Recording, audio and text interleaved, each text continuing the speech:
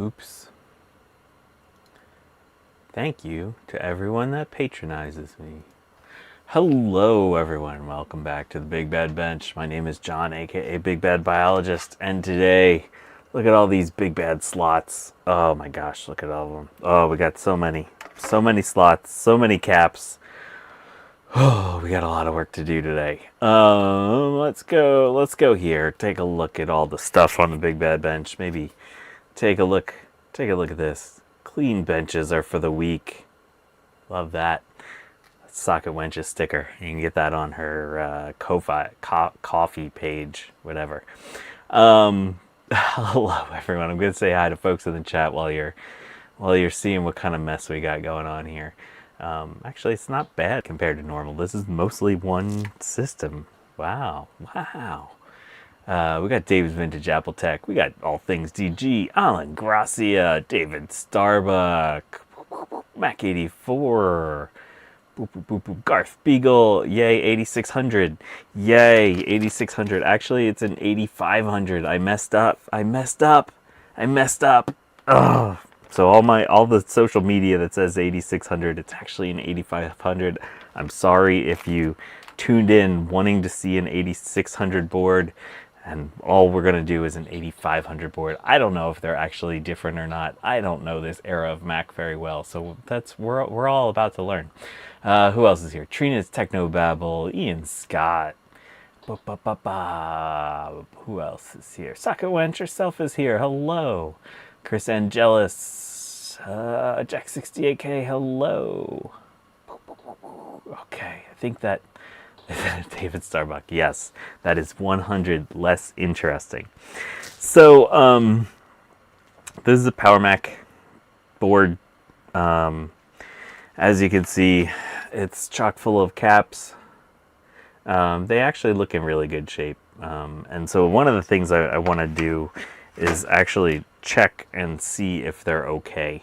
So I desoldered a couple carefully. So normally, I like to use hot air to remove my caps, but there are other ways to remove caps. Oh, I should turn on my soldering station. Let's go into the microscope and let's talk about this other way to remove caps that's more different. So normally when I use hot air, it causes them to leak, and even if they haven't leaked, it kind of looks like they've leaked. I think leaked is the past tense. So what we're gonna do is we're just gonna, oh, I forgot. Yeah. No 3D sensations here. Okay, so we're gonna put a little fresh solder on there. We're gonna put a little fresh solder on there. And we're going to put a little fresh solder on there. We're not going to do this with all of them. We're just going to test a few, just to know if this is actually needed. I guess with all electrolytics, they're eventually going to be needed, but,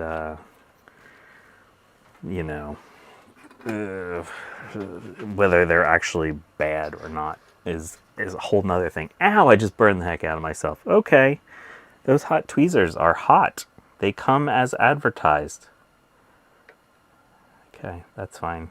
Everything's fine. We'll keep going. So we got our hot tweezers. They're hot and they're tweezing.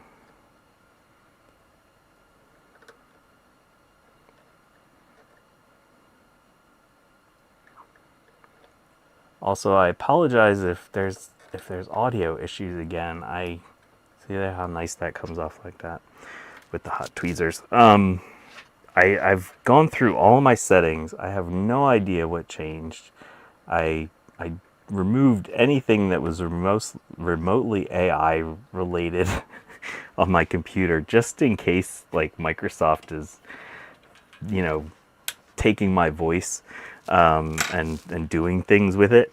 They're probably making a John robot, but whatever.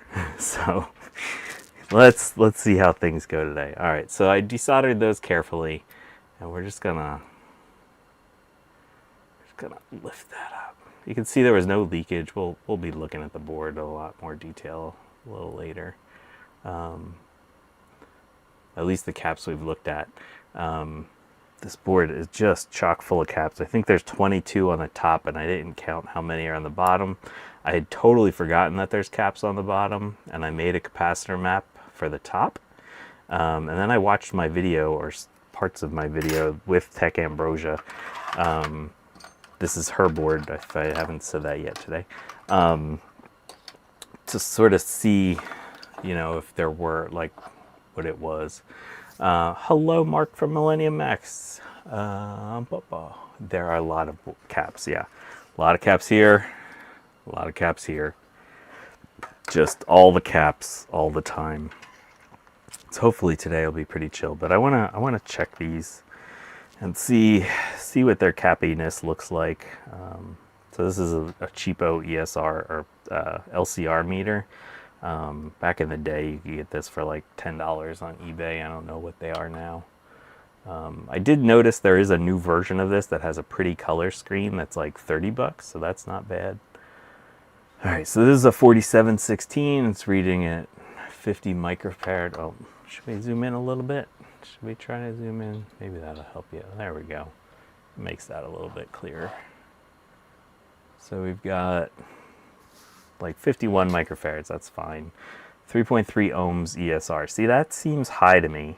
3.3 ohms ESR. The V loss is below 1%. That should be fine. This is not the you know, the be all and end all of testing, but normally when the ESR gets high on these things, that is a good sign that they're unhappy.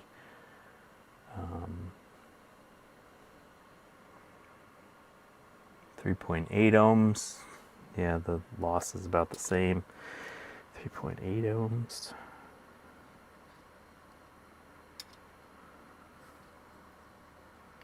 Oops. It's got little tiny legs. They're hard to grab onto.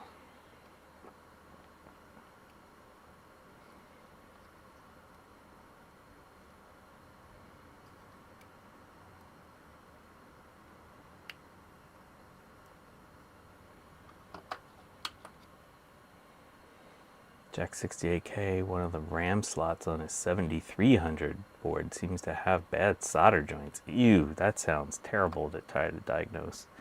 Okay, so this one is, wow.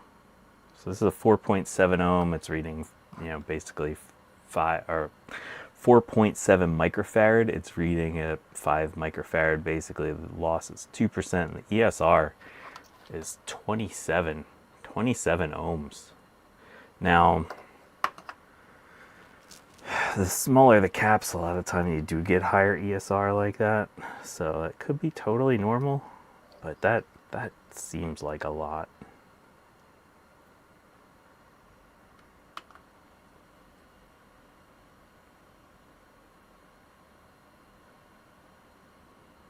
.27 ohms.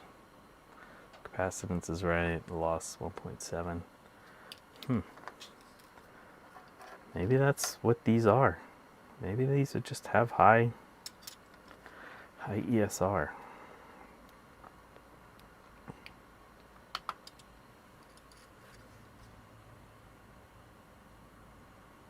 .28 ohms. All right. Well, that's what that is. Let's see. I have some of these cheapo Bojank capacitors that I bought a long time ago. Got 4.7 microfarad ones in here.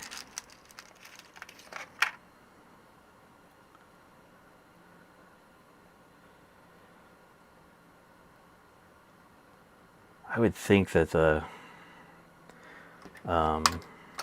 RAM would go places that you should be able to check from the back of the board.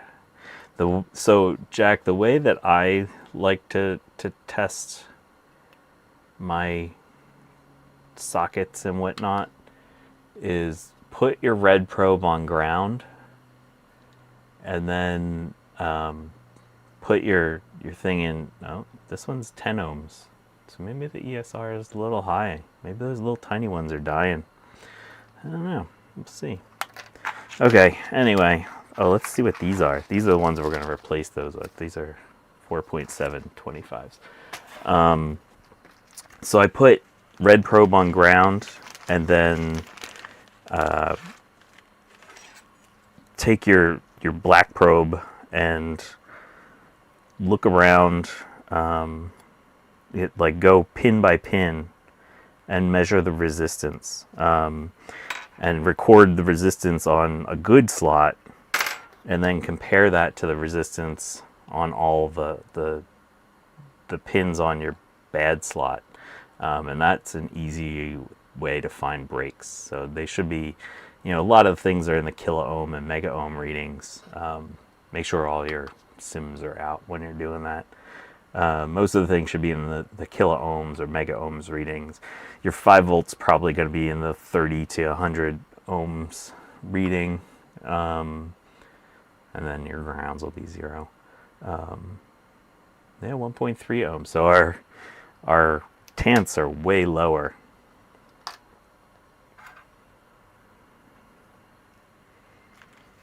So, all right. So whatever. Then the caps might be starting to get a little sketchy in this thing.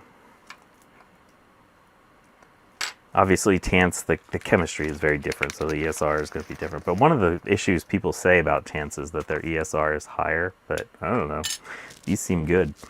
Okay, there you go. Install RAM, duct tape it down. Nice. Okay. All right, let's go back to high throughput method. Let's screw these caps up. We don't care anymore. We did some testing. We're satisfied that the caps might be a little weak. Let's rip the rest of these guys off.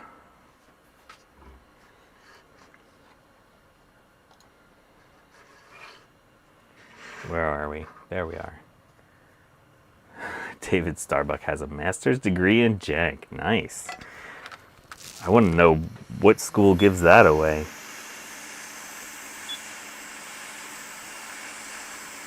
Socket Wench, did the package I sent you arrive safely? I always worry about sending stuff. I don't trust anyone with mail.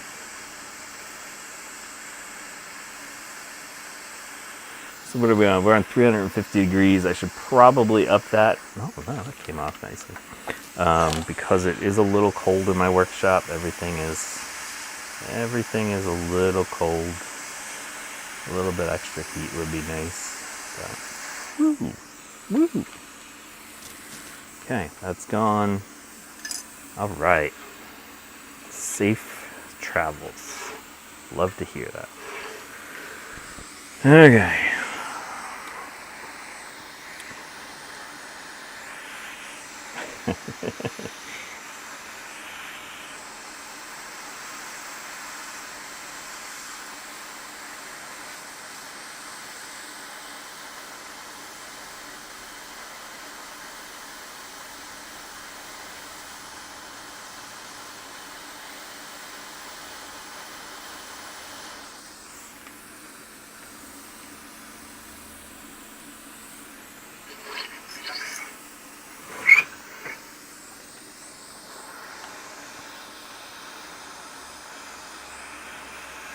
Ooh. Squirrels are a little intense. Maybe that's why my dog hates squirrels so much. One of my dogs is just like, she loses her gosh darn mind when she sees a squirrel. My other one likes to go after them too, but she doesn't lose her mind. A little Pibble, she gets a little bit much with the squirrels. Maybe she knows those squirrels are dangerous.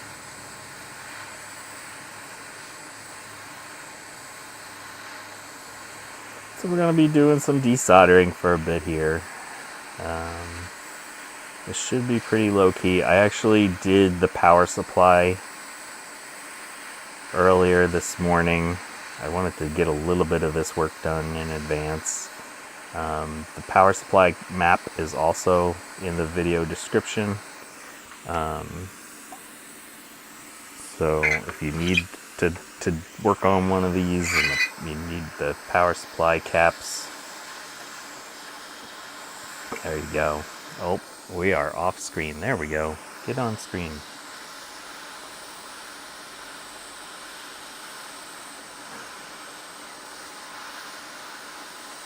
Look at this. Look at that little thing. That should be a diode. It's a resistor. That is impressive. I did not do that jank. That is pure Apple jank. Look at that. It's like, heck it. We don't need a diode there. Let's just jump it. Neat. I love real jank. Oh, the other thing, I forgot. This is the most exciting thing that I've seen on an Apple motherboard. You might notice that I said the word motherboard. It's literally silk screened onto this board. This board is a motherboard. It is not a logic board. Take that, Steve. Take that, Steve. Yeah, David Starbuck. It's a two-way diode. It's one of those high-tech two-way diodes.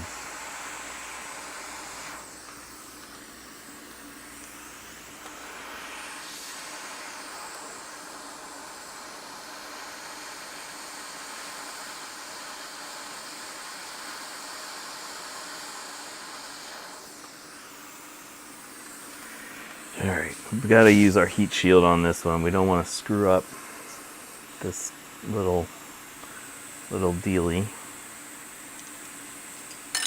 This is a very high-tech heat shield. This is a piece of scrap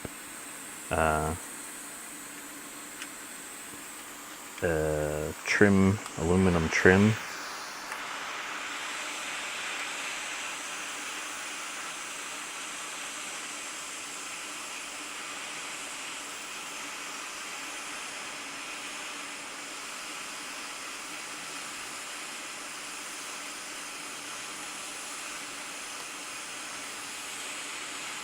Ooh, that one blew. Woo!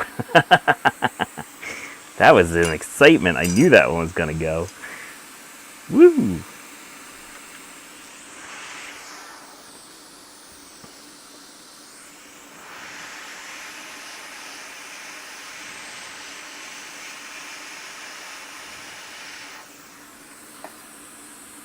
Hello, Pentium MX. Did I say Pentium MMX? Or MX? What's it? I said it wrong, probably. Hello. Just did a recap on a Mac LC logic board, but I didn't use hot air. Yeah, that's the way some people do it. Whatever way works for you. I don't judge cap removal here.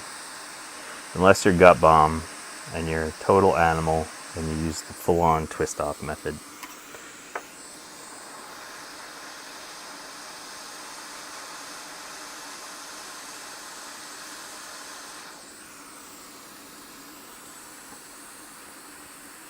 Oh, there's gut bomb. He's late though. He doesn't know I just slagged him.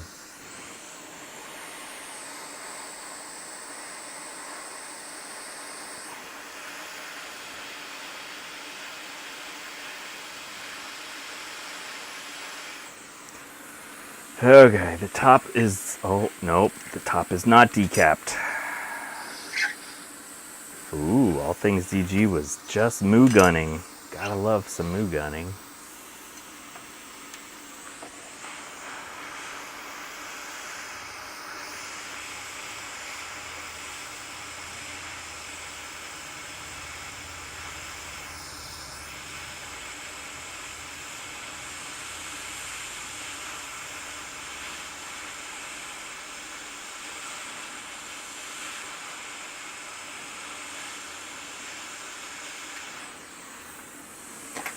Okay, that's all the ones off the top.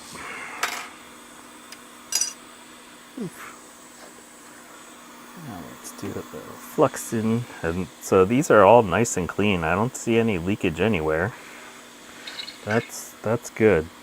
That's good. We're still gonna clean off the old solder just so that we can put our own solder on there and it'll be nice and shiny happy.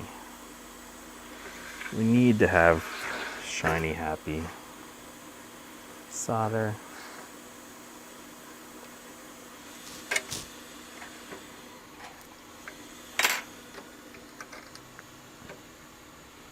If we don't have shiny happy solder, what happens? The brain itches. You don't want people to have brain itches, particularly me. Although I am wearing a hat today that's kind of itchy.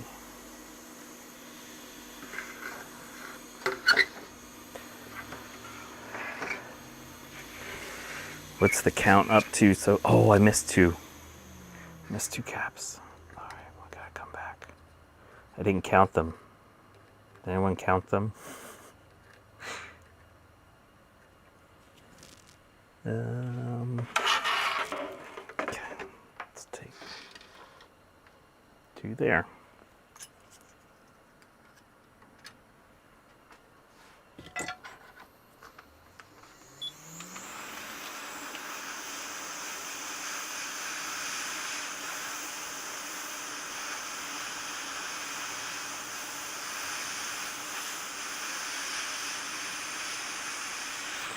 You do want to be careful with hot air around these brown or tants, just because it can make them look like a weird color. It doesn't really hurt them. You just don't want them to look weird.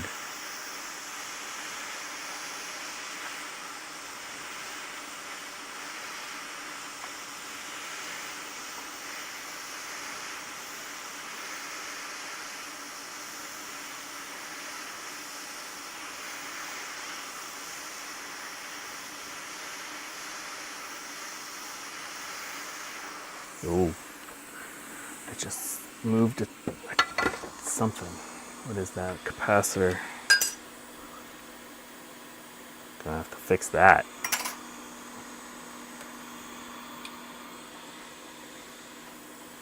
That is crooked now.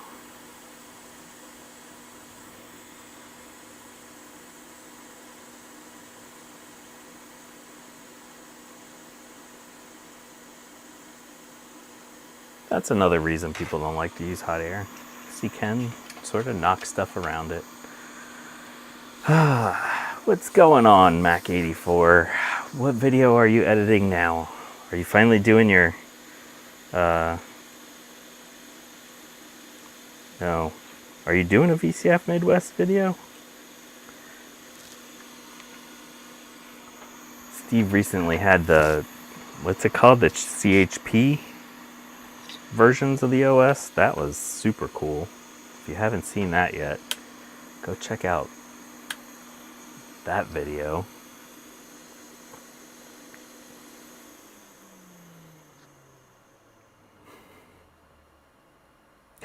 Steve's doing all the videos just out of work. Okay. Whatever works eventually. Ooh, this solder braid is thick.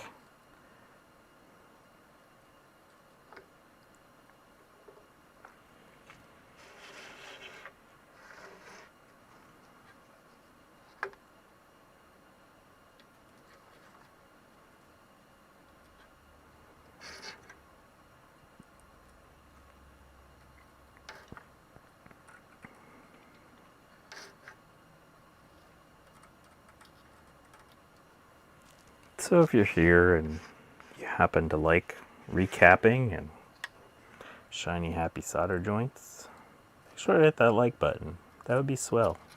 Maybe leave a comment after the video.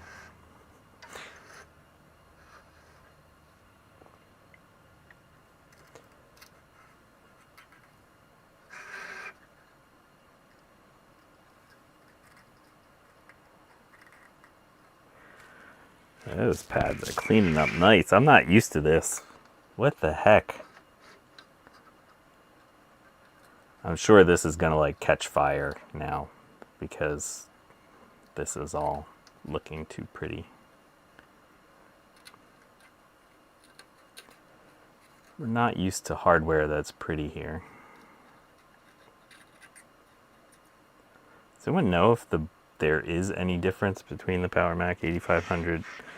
I know there's all manner of nicknames for their logic boards. 8500 versus 8600. Oh, see, now that's one you got to be careful of. See how the solder mask came off there? Just got to make sure you don't short that. Oh, this is what I was going to talk about. Hey, it's K-Koba. Hello. Look at this. Look at this, Steve. Motherboard. I don't feel weird about calling it the wrong thing today because it's an actual motherboard. There he goes. Got bombs caught up. Twist off forever.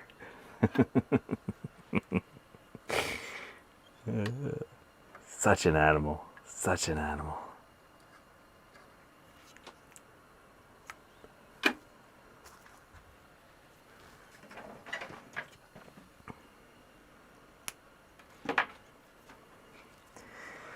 And of course, you know I'm joking. That's one of the things that I think is funny about this hobby. There are certain people that really get bent out of shape if you do it a way that's different than they do it. Like, seriously, chill out. We're playing with old computers, for the love of Pete.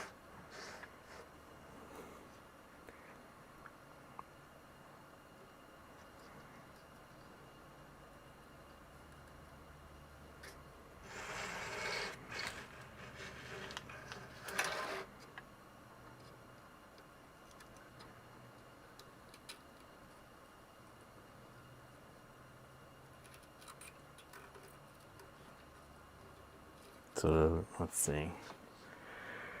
Or if you're treating it as a mommy board. All motherboards are logic boards, but not all logic boards are motherboards. Okay, okay. Sorry if I'm missing something.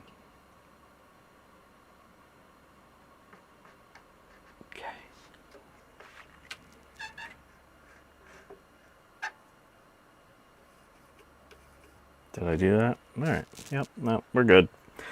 All right. Let's tan it up. Let's see. So these are that I have out right here, the 4.7s, and they all go right here. Okay. I'm just gonna consult my capacitor map that I made. I won't bring it up on screen.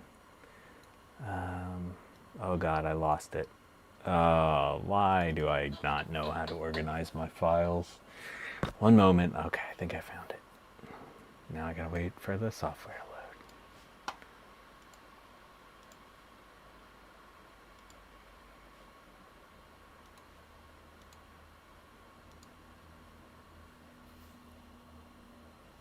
And I put it in the wrong folder. Okay. Yeah, I'm on fire today. All right, yeah. So all these are 4.7s. The rest are all 10 microfarad 16s or 47 microfarad 16s. Okay. So how many of these do we need? 1, 2, 3, 4, 5. Now I gotta go back to the stream. Okay.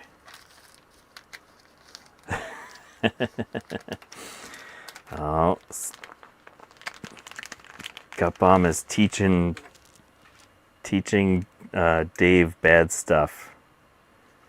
So much bad stuff, Dave. All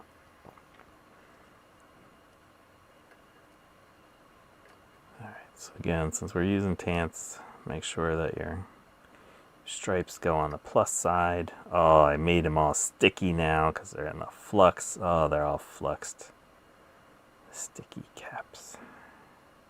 So I'm setting them in the right direction next to their position, I think. Yeah. And we're going to go in. We're going to use our new solder today. So this is official chip quick solder, not low melt chip quick, but just chip quick. It's got fuzz on it. That's factory fuzz, chip quick factory fuzz. I bought this from Mouser, where I buy a lot of my electronic bits, and I only did it because of my patrons.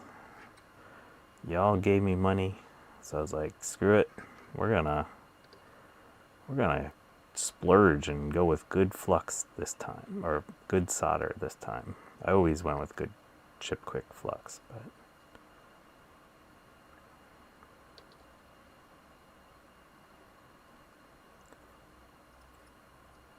and I'm a little shaky. Don't know why.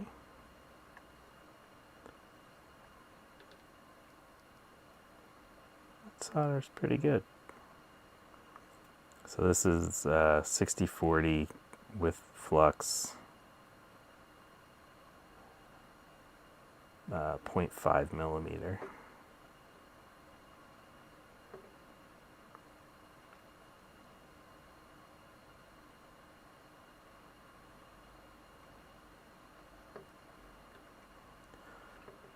Ooh.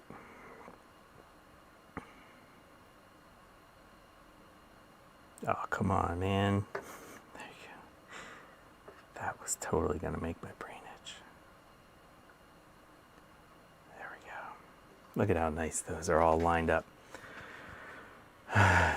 David Starbuck uses a hammer and chisel. What is wrong with you, man?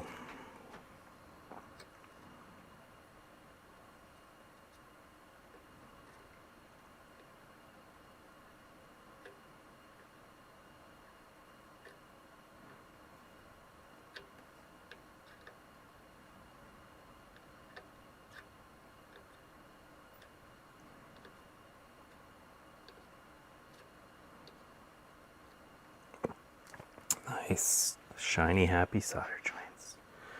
Okay, so then we got, that should be all of these. So we can put you away, you 4.7 microfarad, 25 volts. You go back in that pile. Now we need our giant thing. Oh, I want to show you this. No, that's not the right thing. Oh, this. See what these are? These are 47 microfarad MLCC caps. And we are going to do a thing that people will probably yell at me for eventually. I am going to recap a Quadra 605 LC475 logic board with MLCCs. Gonna put non-polarized caps where polarized caps are supposed to go. We're gonna break the rules. Gonna have people yell at me. Okay, I just want to double check. Hello, Benjamin Dressler.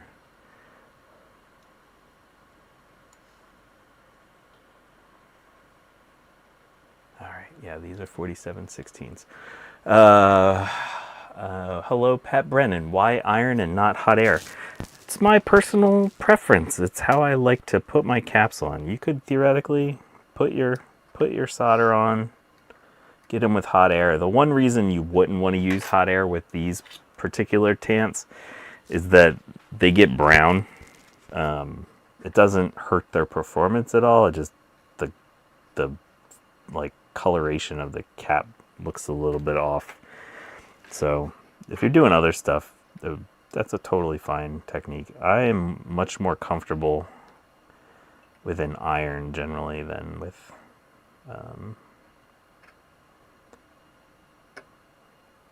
hot air on certain things. As you can see, my hands are a little bit shaky, so the iron gives me a little chance to sort of catch up. This one we have to be very careful. Make sure that we don't short that spot out there. We'll double check that one after we get this on here.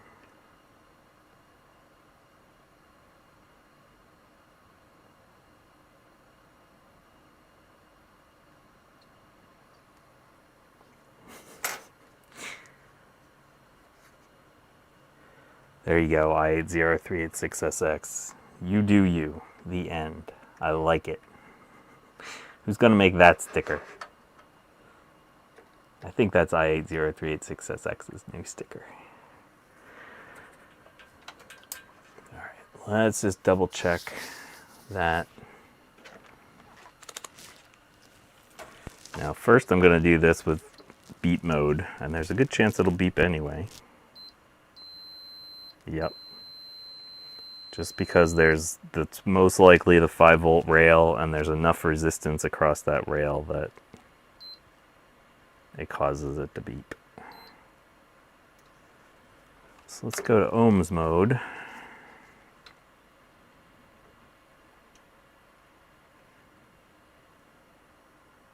Yeah.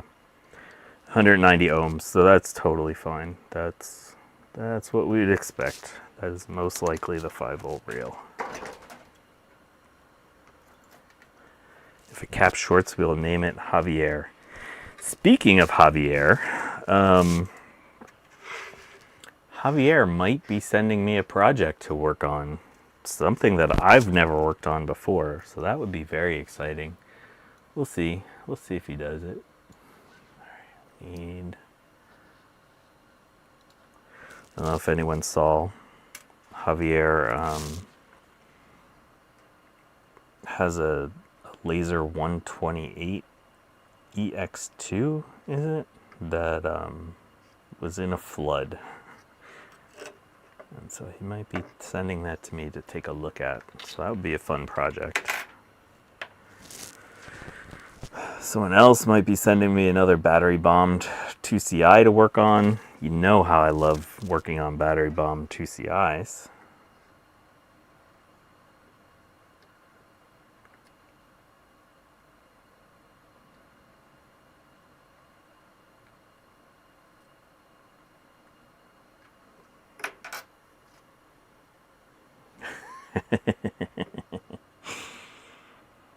Gupom has a classic for me. No. No. How many times do I have to tell you, Gupom? You touched it last. It's yours now.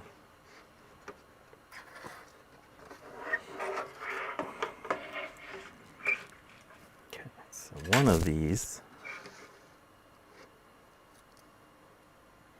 That is very true, Trina.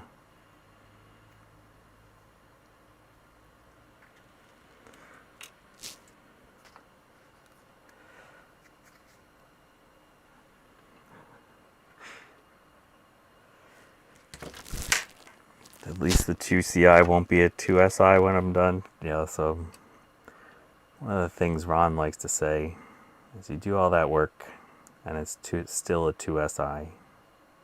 I don't agree with that statement, but I don't know if he likes to say it, but he said it once. So that will always be attributed to Ron. Love you, Ron.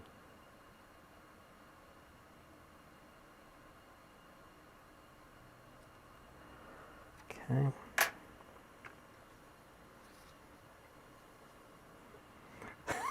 David Starbucks, that's the same one you offered to send me. Most likely, it's going to be the classic of the traveling sisterhood of jank.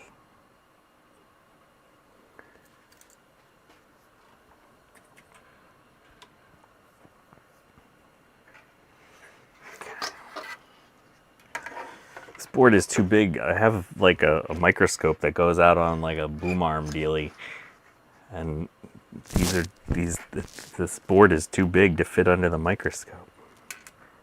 Just double checking. So that one, that one. Shoot, I forgot to count the caps as I was putting them on.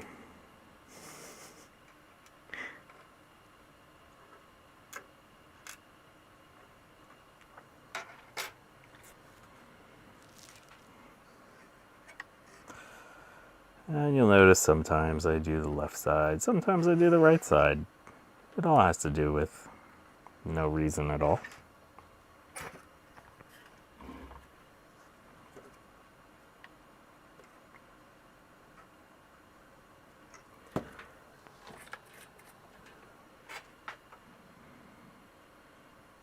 I like to put solder down on one side. Get everything nice and pretty.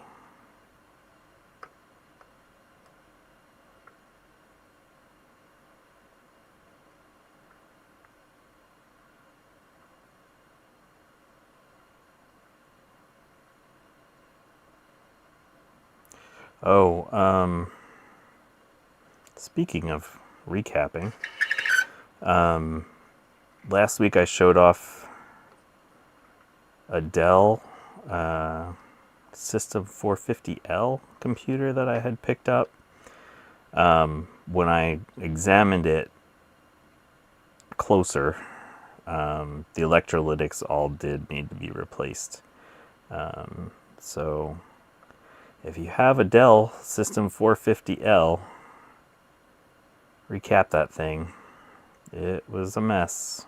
Lots of corrosion. It wasn't bad, no broken traces or anything, but it was on its way to being bad.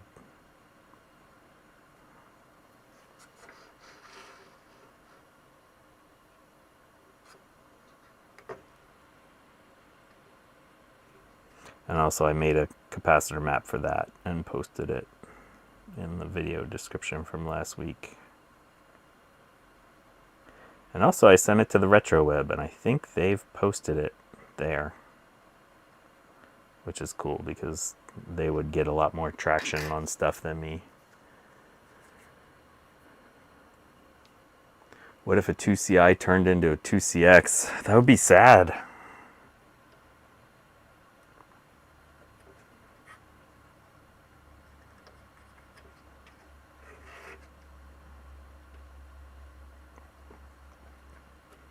$2CX is still a fine machine. It's just slower. And it doesn't have the cache slot, so you can do upgrades.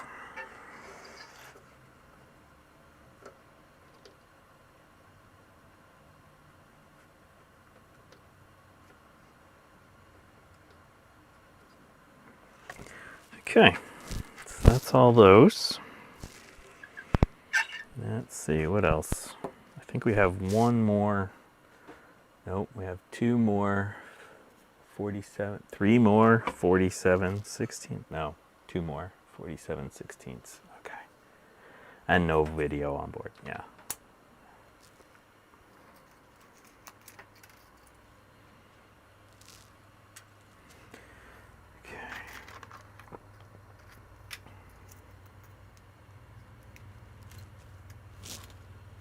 That one. Oops, I forgot to clean this pad. I'll have to flip the board around. Sorry, is that high-pitched noise coming through? While Steve's trying to edit a video. Everyone be quiet. Steve's trying to edit a video.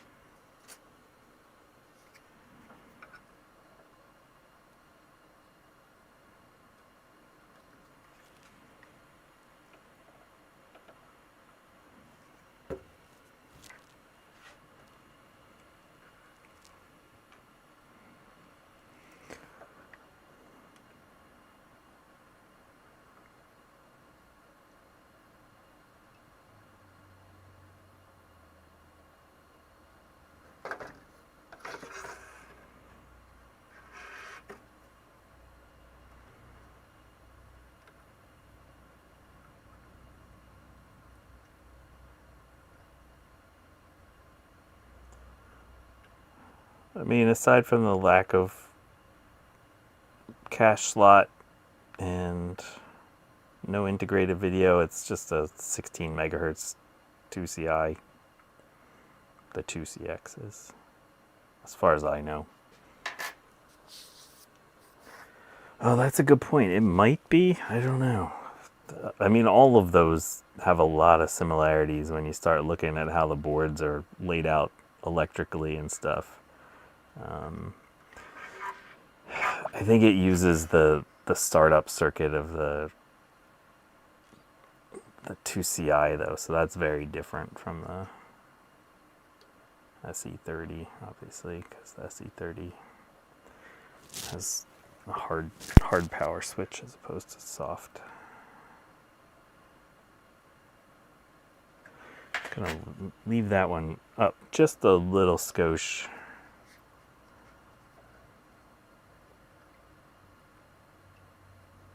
There we go. That's nice and shiny now. Is everything nice and shiny? I think everything's pretty shiny.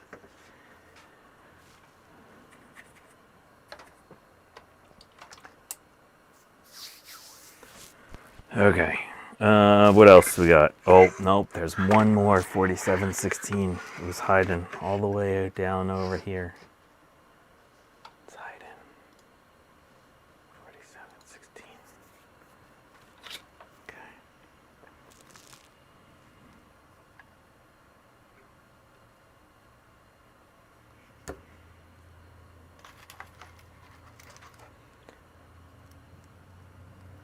Yeah, there's several. There's a different value that I'll get back to there, Mark.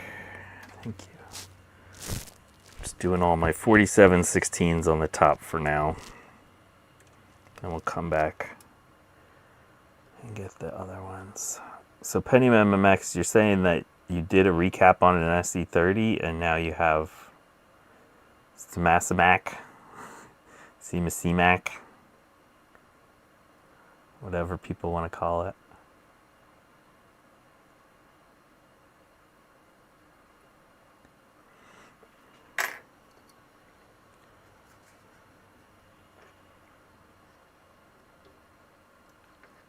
Oh God. Oh, I missed it. Get back on there. There you go. Good job, solder and flux. Okay, so now we got to go to this area. Start with all of our 10 microfarads, 16 volts. Let's see. Guess we should leave them out. We're going to need them. Uh-oh. Where's my 10 microfarad caps? Here we go. Oh, and something that's totally chaotic. I put MLCCs and TANTs in the same bag. Oh, Trina, my organization. It's gonna make your brain itch.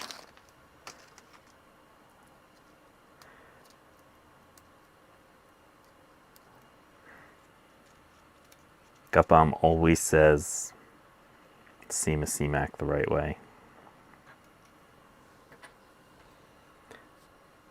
Ian Scott says, I say CMAC. Okay, so that's how I say it most of the time. I like to throw out both pronunciations just in case. Let's see. This one is gonna confuse me. That one was not populated. You can see how nice and shiny the solder. Oh, that one was unpopulated as well. It's gonna throw people off. All right, plus that way.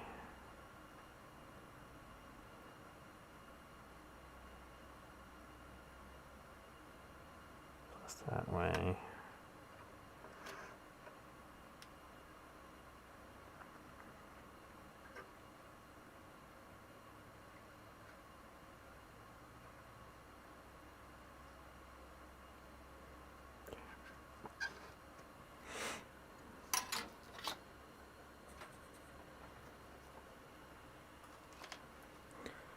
That is essentially what CMAC means, David Starbuck.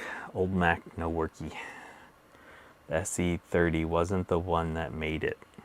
I don't think I've ever seen a non-SE30 make a CMAC.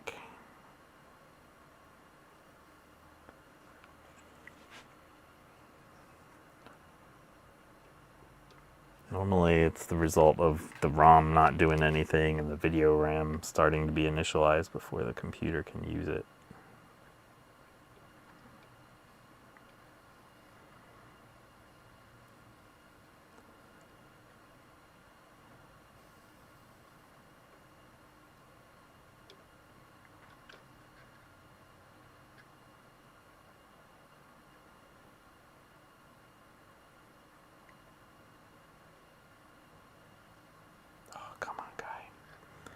These ones are tiny.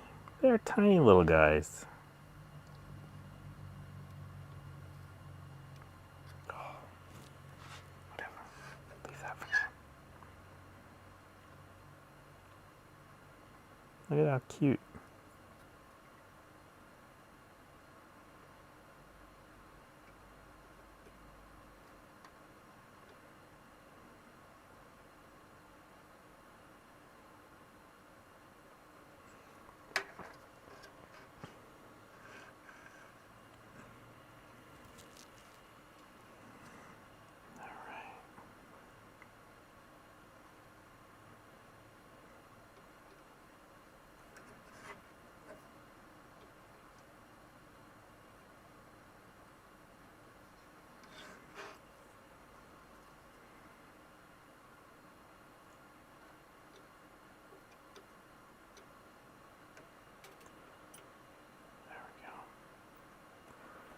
That's shiny and happy now.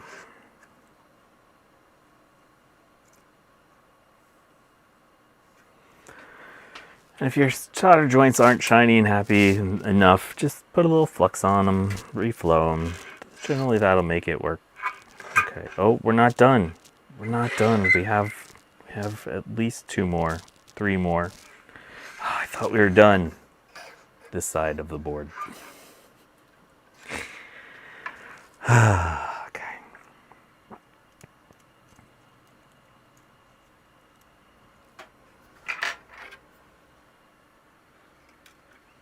I think after we finish the top, we're going to try to power it up just to get a little break in this hot recapping action.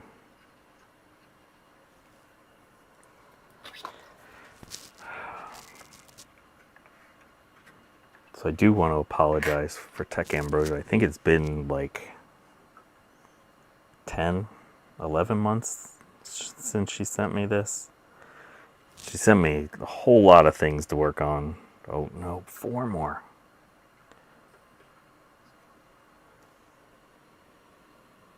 Wait a second. 47, 1. Yep. 1, 2, 3, 4. Dang. So many of these. I sent her 1 load of stuff back already, but this was hanging out for way too long.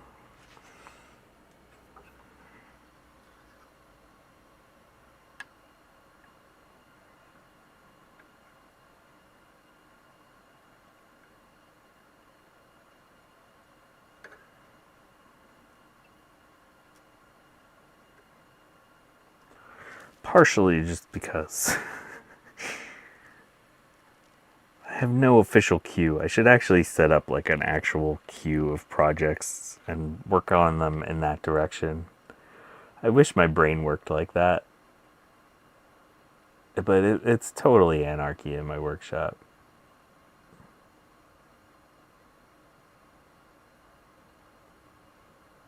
I apologize. So much anarchy.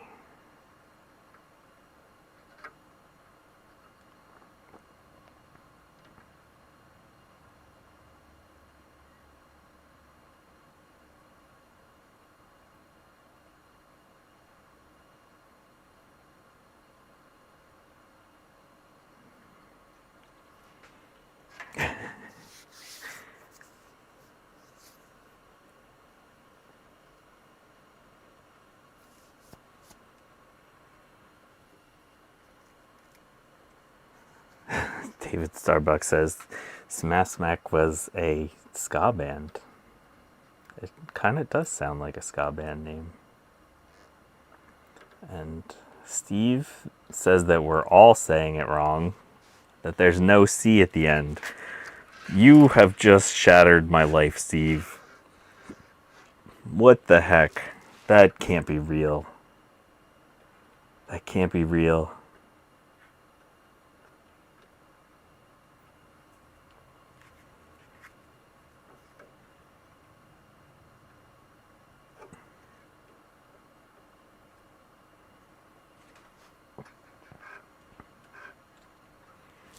Okay.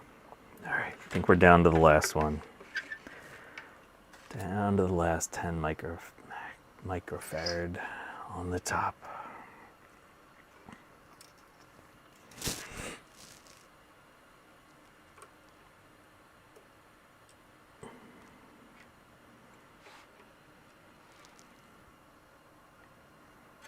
Which way do you go?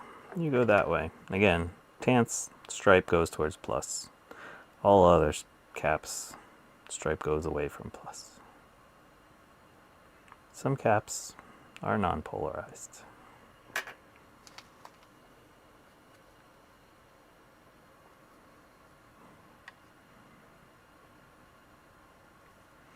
Thank you for being here for my anarchy, Ian. I appreciate you. We are all about to appreciate Ian even just a little bit more, because that Pico IDE is going to be out soon, or at least that's what the internet is telling me. And that is gonna rock our worlds.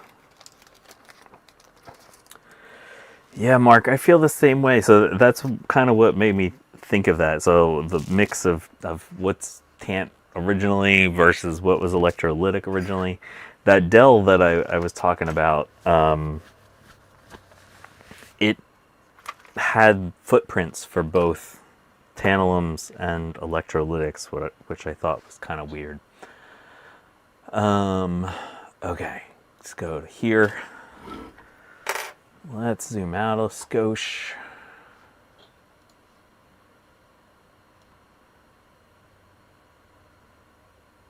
Yeah, probably a lot of it had to do with what was cheapest at the time. Okay, so let me show you this power supply, because this is kind of a fun. Is that the right word? No, I don't think fun is the right word. A fun power supply.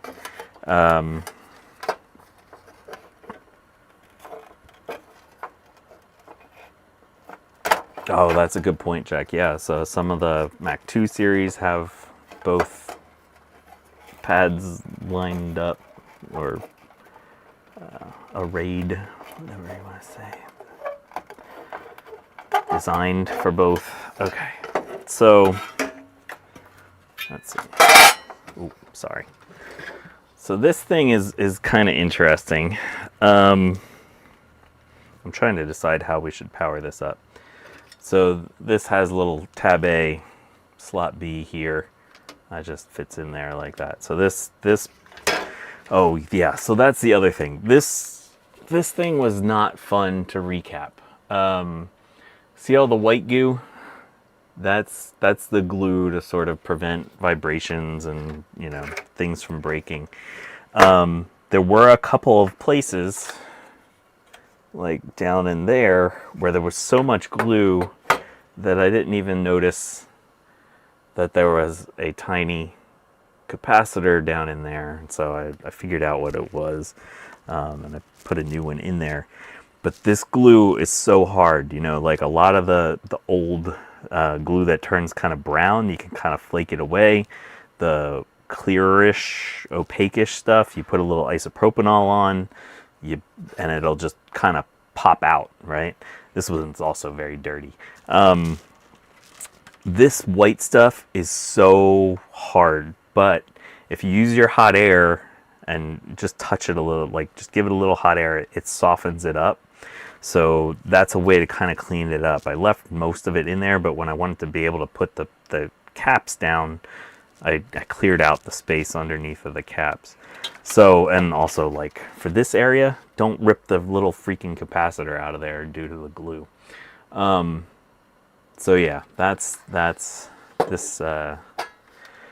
This glue I don't think will be conductive over time. That's the stuff that turns brown. I think we can.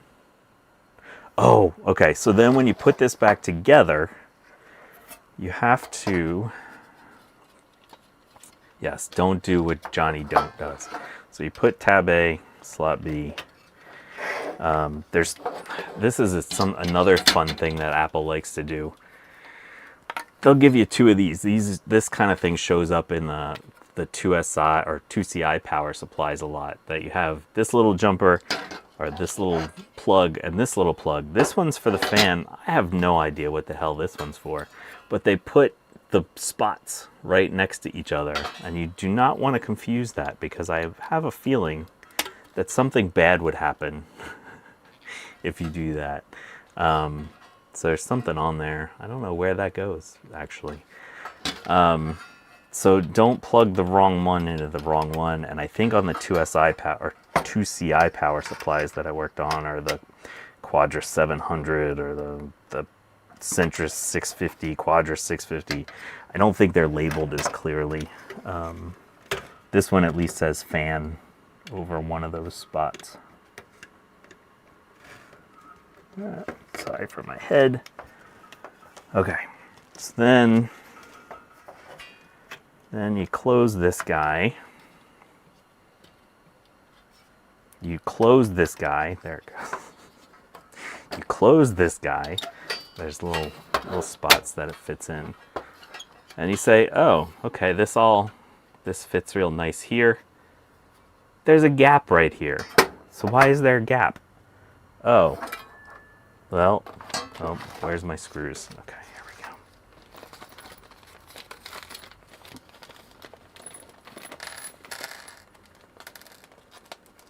It's also these weird corner bracket dealies. Oh, this thing is so terrible.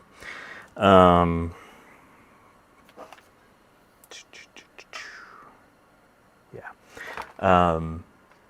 They give you this little white spacer. So you got to cram this little white spacer in between there. Let's see if we can zoom in a little bit. You cram your little white spacer in there, and then you put your screw in. Like, really, they couldn't have just made that little piece of metal a little bit further. No, they got a little white spacer. Thank you, Delta. And like I said, I think I said already that the capacitor map is in the video description if you want this. So there's electrolytics on both the main board and the little side PCB, and there's actually a little daughter board. Yeah, this could have been somebody's mistake. Yeah, this goes like this. Okay, that's there.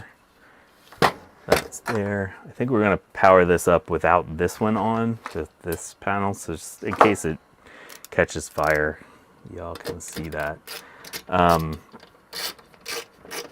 The other thing that's a little bit confusing about reassembling this is that this white protective stuff seems like it should maybe go between the PCB and the frame, but if you look closely, there's a little tab there that the PCB should go into, and so you can't have the plastic in between, and there's one on both sides.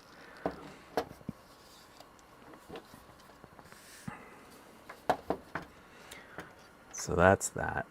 Oh, that's a good idea, Mark. Maybe there was a different version that had that. All right, actually. So yeah, so what happens is when you put this all together now, yeah, oh, man, all right, I'm gonna fully reassemble it. So if it explodes, we're gonna miss that. I'm sorry. Just because I want to actually screw this down. When you put, where's Bacchus? He's normally the power supply expert.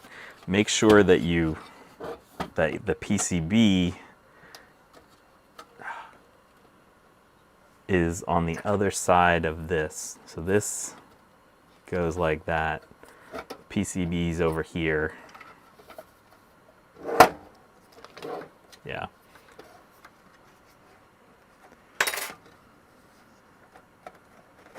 Okay, there you go. Okay, so you can see here without screws, we have our plastic, we have metal, we have PCB, then metal. Okay, so that's how it works. Oh, David Starbuck looked it up. So there you go. That's what it means. The samasama.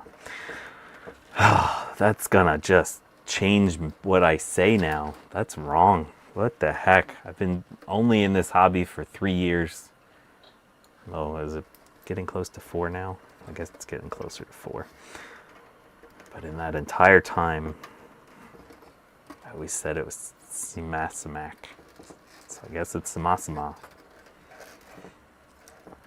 Okay, we got a little grommet in. Alright, let's screw it the right way. So then on top of all that, there's these little corner bracket dealies that go in there like that. And then there's 2 of these types of screws. 2 are slightly shorter. They go in the other one. These longer ones go down here. Sorry, I should have pointed that out when I had the other screws out. So this is kind of a fun power supply to put back together. There's a very particular order that it needs to go.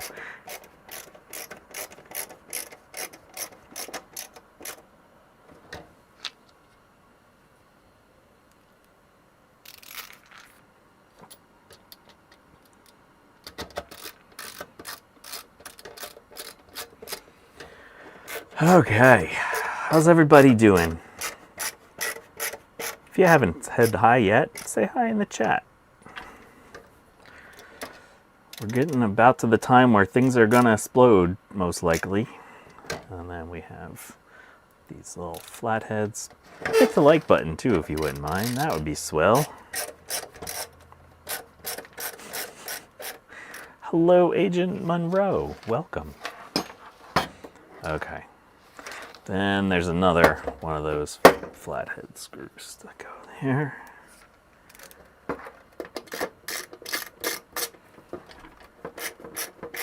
Ian's doing great. I love Ian. He's always doing great. Uh-oh. Which way should that go? That way or that way? It doesn't matter. Okay. All right. So I guess what we should do... Oh, you can almost see there. Let's plug this in. My switched IEC connector, I totally have fixed. Yeah, as you can see there, that is 100% corrected. All right, let's power it on. Let's give it electricity. If things go away, or hopefully we'll see the explosion before I go away, but if things go away, I'll probably be back. We'll see. 3, 2, 1. Okay. No explosions. That's a good thing. I like when there's no explosions to start. Let's see if we can find... I forgot to get a... oh God. I almost just dropped my tweezers into a electrical socket. Let's see if we can find some 5-volt standby, or as Mac people say, trickle voltage. Not that one. I could probably just look up a thing real quick. I think that's going to be our 3 volts.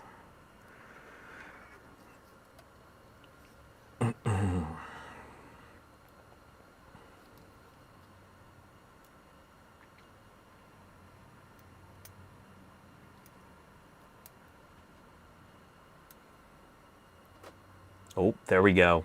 We got 5-volt standby. Okay, that's good. That's good. All right. Now let's shut this off again. I think I have all the RAM in the right slots. We'll see. I think it'll work even if you don't have it in the right slots. I think it just reduces performance. Okay, so we got this guy. Guess we should do a full-on zoom out or zoom out further.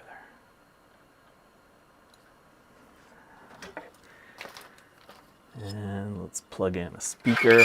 Ooh, sorry.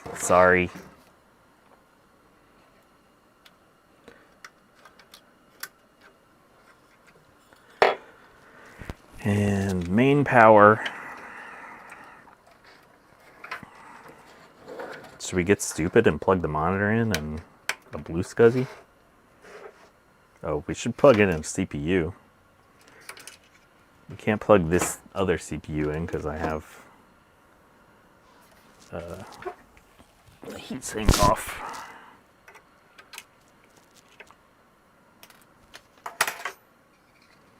Let's see. That can't go that way.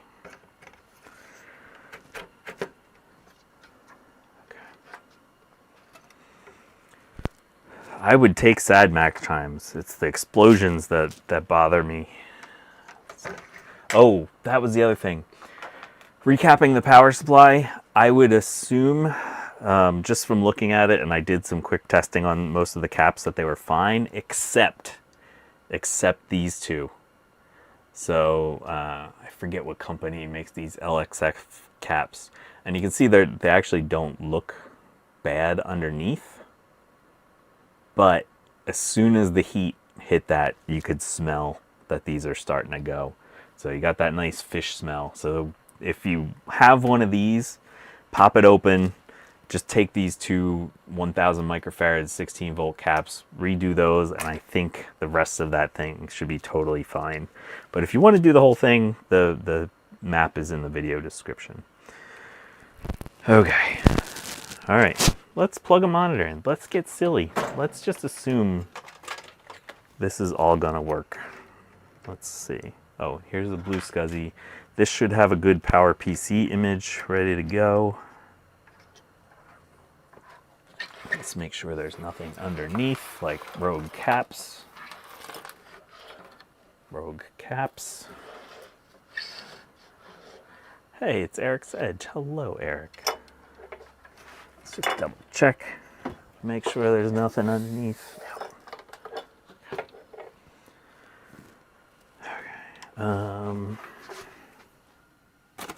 Grab my monitor. I got my power computing power center out today just to make sure I had a good image that would work in a Power Mac. I haven't used a Power Mac in a long time. Well, I had my G4 out the other day. That's not what I mean by Power Mac. I mean like the early Power Macs. Let's put a mouse in there. If we're gonna burn up our stuff, let's just burn everything up. Okay.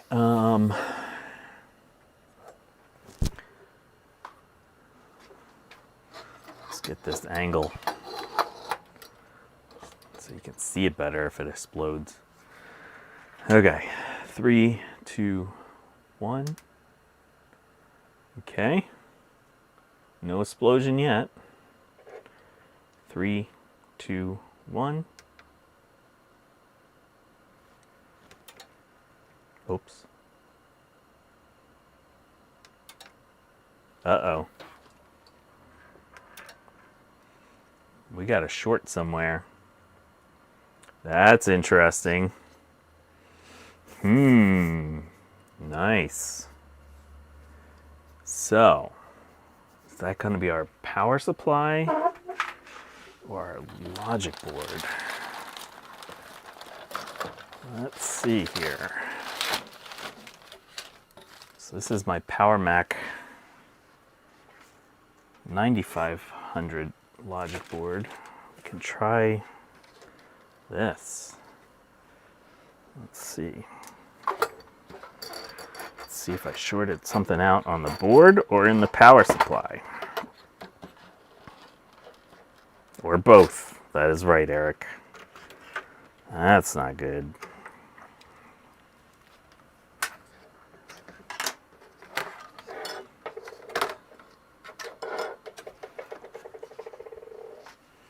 Set you aside for a moment.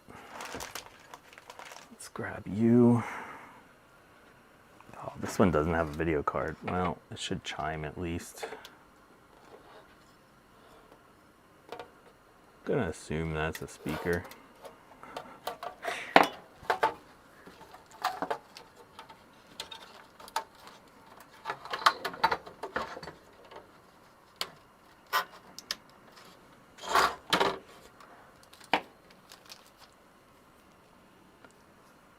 All right, let's try this.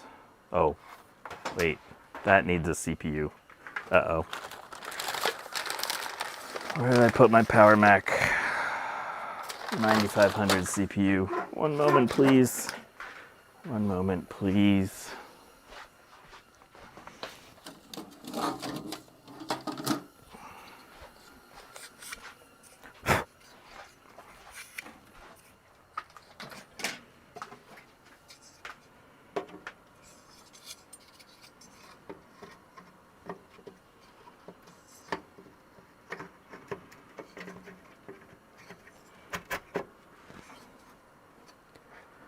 Okay, so this board I haven't screwed up yet.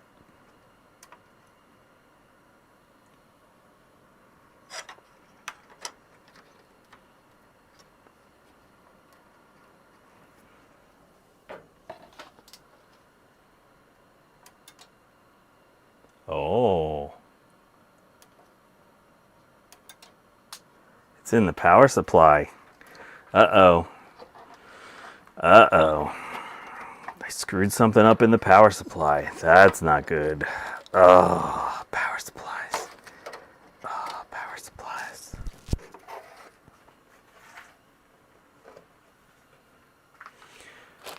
All right.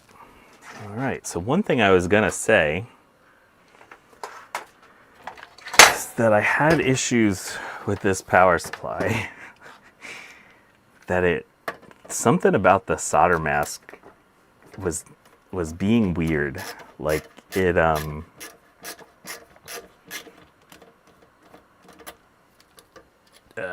like it would make connections across solder joints sometimes.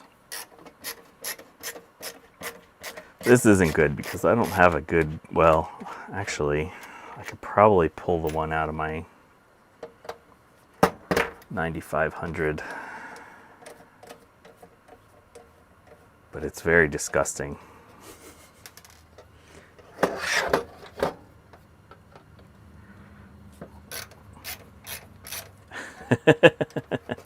All things DG was, the 8500 was his first abandoned project. Nice. Thanks, bud.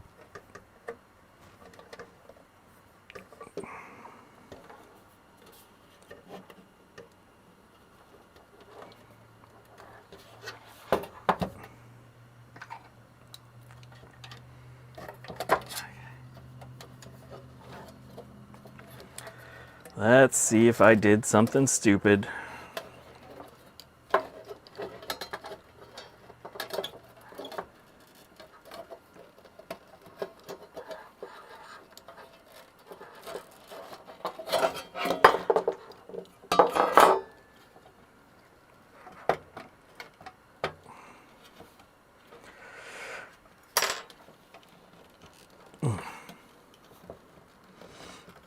Yeah, I think there is a way to convert ATX power supplies for these.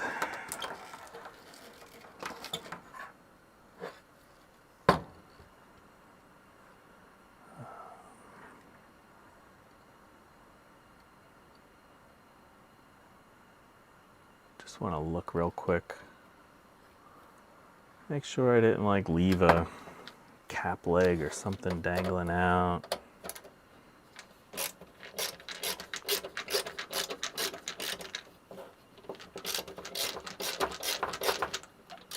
Or did I plug the wrong lead into the wrong spot for the fan, like I said not to do? You know.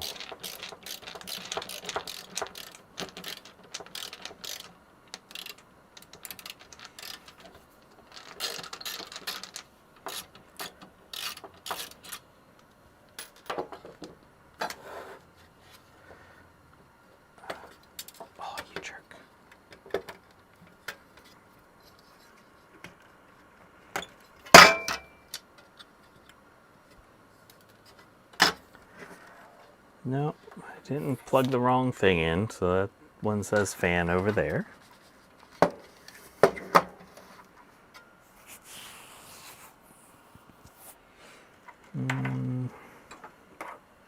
Well, now you get the full experience of the entire power supply disassembly.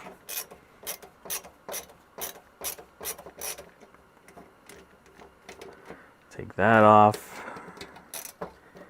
Take that off.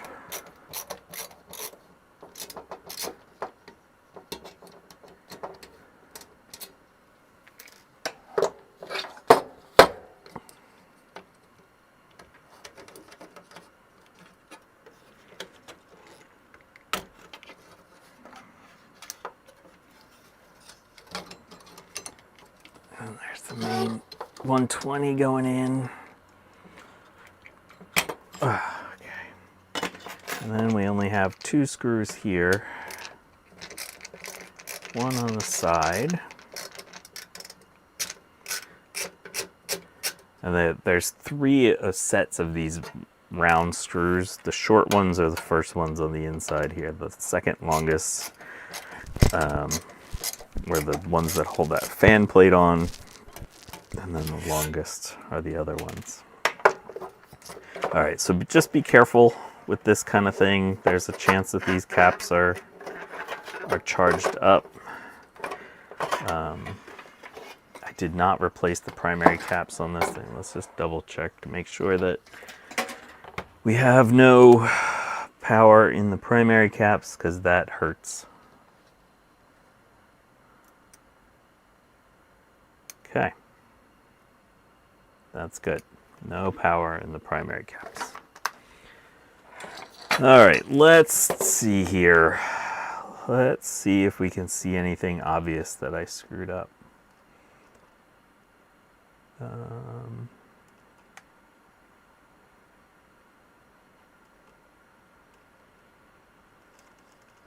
Nothing super obvious. Let's go under the microscope.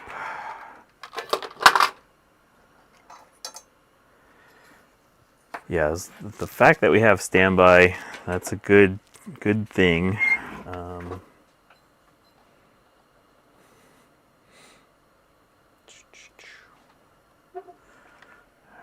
Let's look around.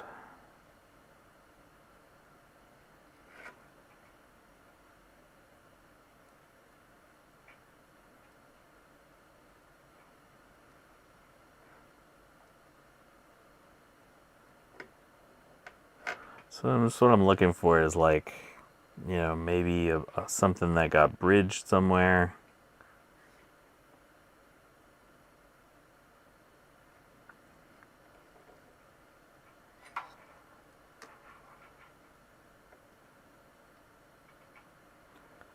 I did notice some of these joints look like a little weird, so I reflowed a bunch of those. Just want to make sure there's no bridges across things.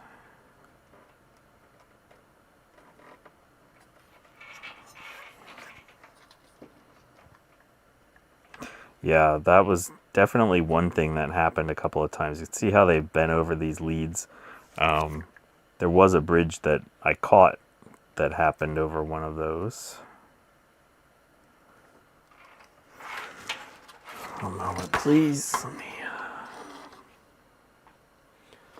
gonna get a little bit of isopropanol juice.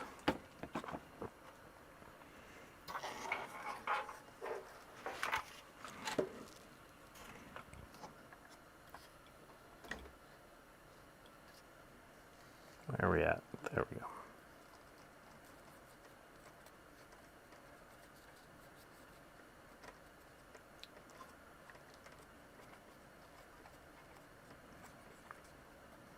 Oh, I think I see one. Look at that. Oh, no, you can't see that. Oh, that was 100% me. Wow. I am terrible. So I was reflowing all those. That is totally a solder bridge.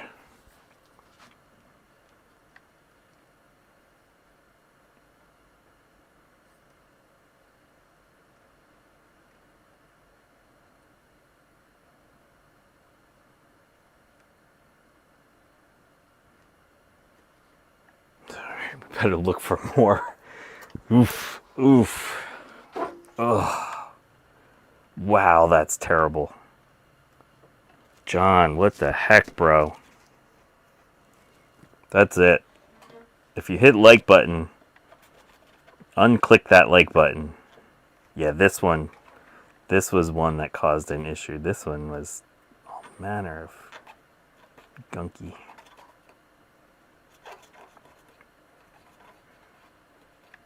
Solder bridge. What the heck?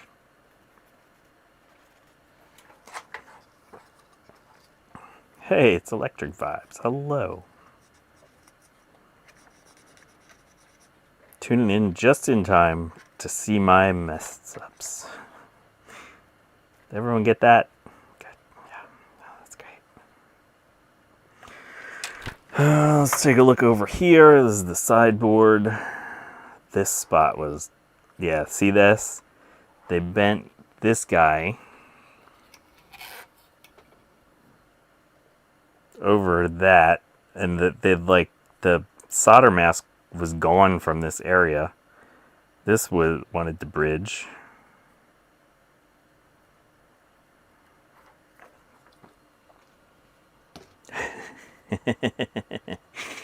Trina hit the dislike button. Thank you, Trina.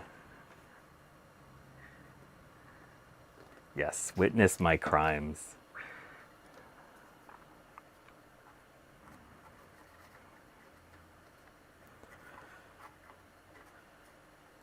The other thing is that, like, some of these joints, there were like 2 really close solder joints, so when you use the hot air, you kind of suck oh, it was this one. Actually, this was just a crap area.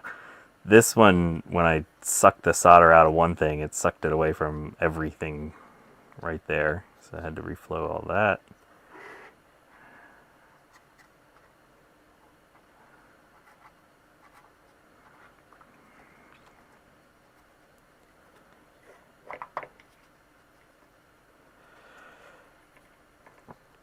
Who called me a human? Dave called me a human. Dave, what the heck, man?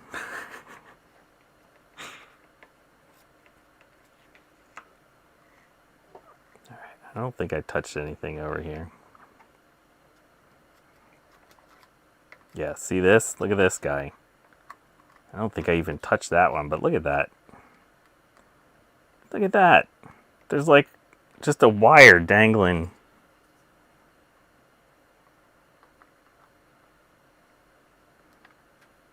The heck is that?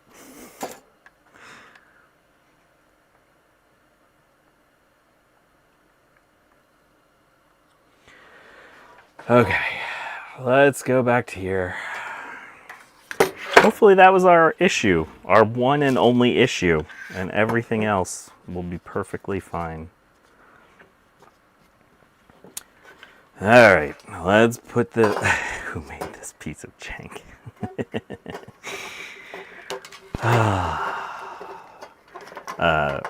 Tech Ambrosia, I did not replace your primary caps. I apologize. Oh, and also, for if anyone is thinking about recapping these, there's actually a tiny little daughter board in there that has 2 caps on it.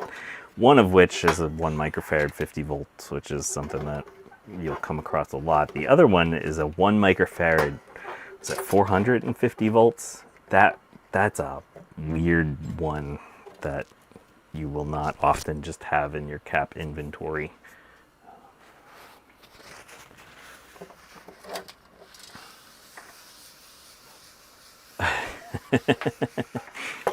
I like that one. Get out your ferrite beads and say 50 Hail Steve Jobses. Nice one, Starbuck. Okay, let's see if we can remember how to put this together. Shortest screw. Other shortest screw.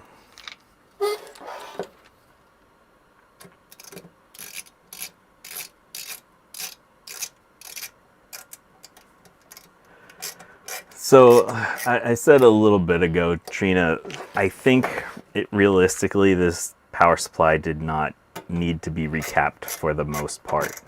I did replace them just because I was in here and I did it.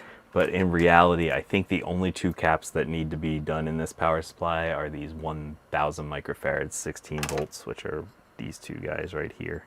I think the rest are totally fine. I checked a bunch and they all seem good.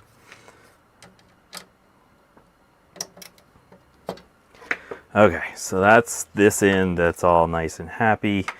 Our white thing is below the metal. This goes down in here.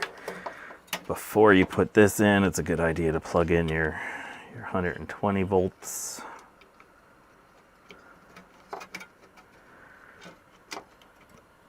Your 120 volts.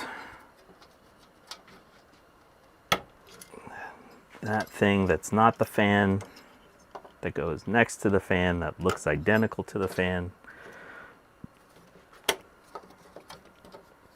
Okay, then we got a couple of flathead screws.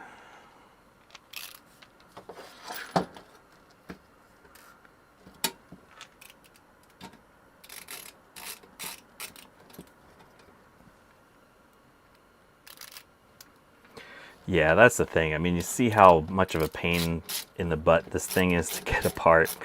If you're gonna recap some, you may as well just do the whole freaking thing.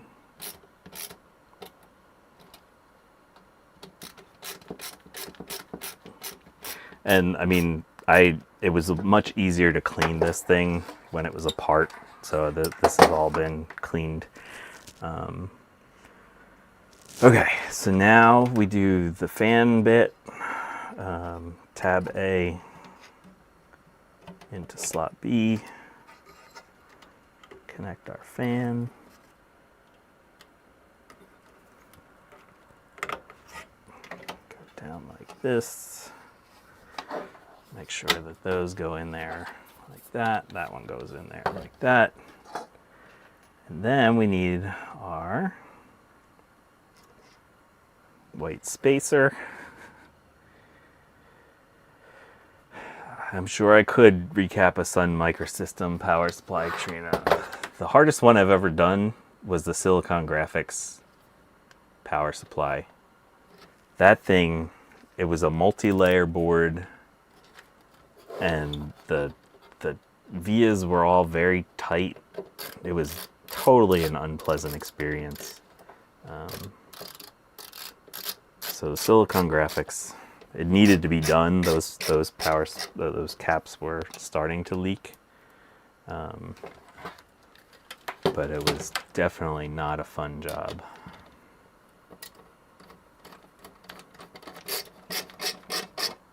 But yeah, as far as power supplies go, as much as I hate the Quadra 700 style or 2CI style,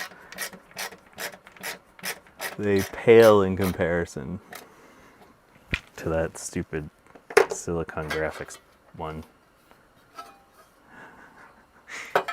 Oh, so there you go. Gutbomb said it. He's gonna do a video on a Silicon Graphics Indigo 2.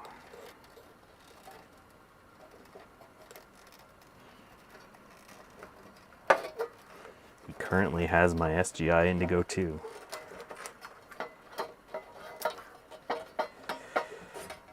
Yeah, so the only way to get those off, Trina, is you have to desolder everything that they're attached to. That's the only way to get those kinds of things are. It's one of the things in some of the Mac power supplies. Or it's the easiest way, let me say that. Okay, so you saw that one in there. Let's put this in there. Oh man, we've already been going for an hour and a half.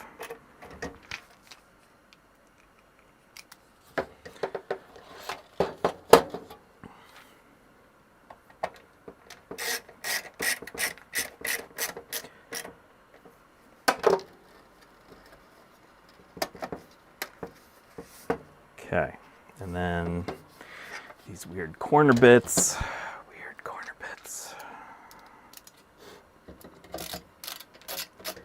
I think some of the G4 power supplies have weird corner bits like this too.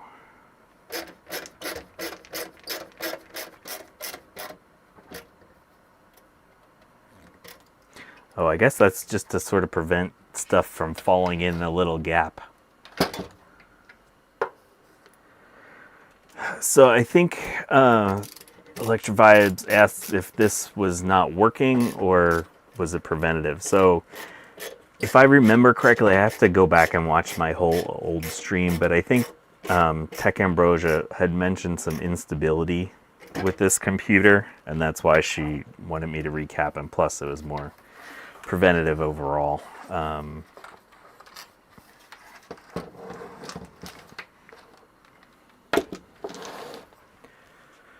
Okay, let's try this again.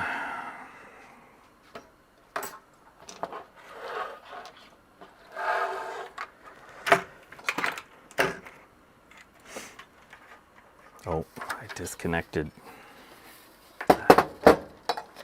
And this doesn't matter. This can go this way, or it can go this way. You can see the wires are lined up the same. Once more with feeling. Thank you, Mark Guthrie.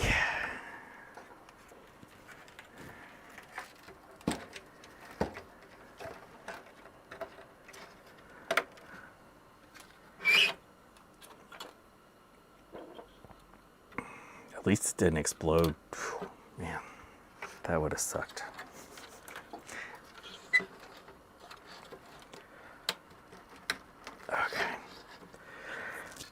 So Electric Vibes, this is another thing. I don't think this board actually needed to be recapped. I think the caps were fine. These little tiny ones, I forget which values they were. What were they? 4.7 microfarad, 25 volts. That's what they were.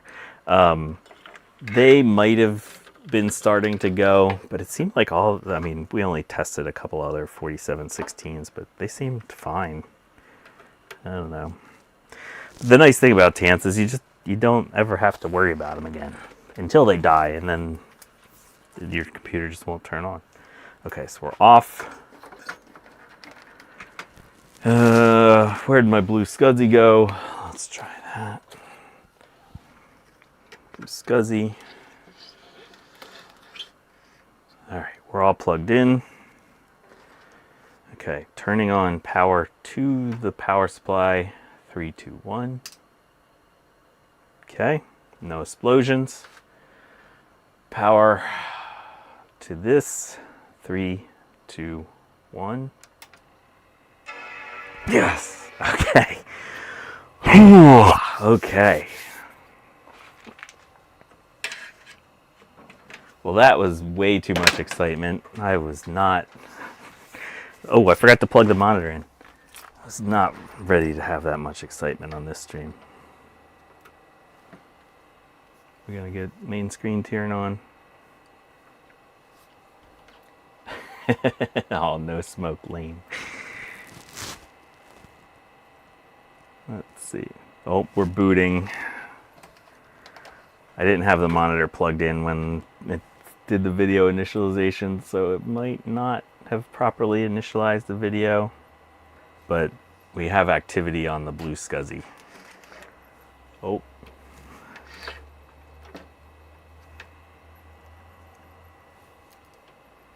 Yeah, I don't think it liked not being plugged in.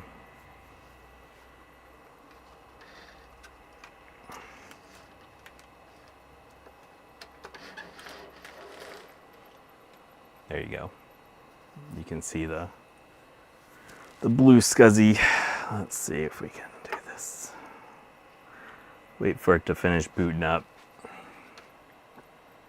And then plug it in.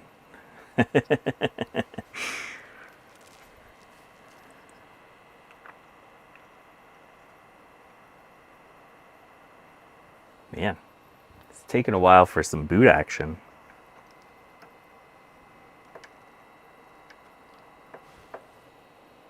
It's not happy about this.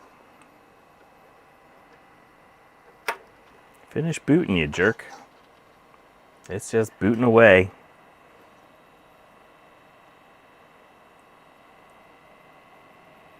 Did I add a cap wrong in the video area? Nope.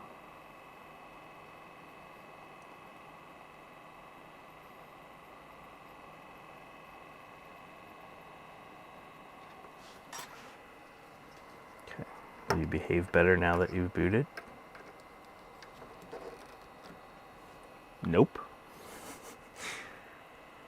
Alright, we're gonna unplug you.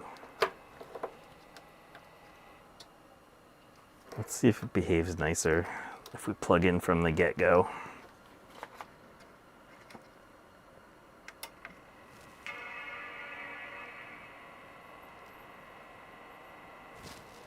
There we go.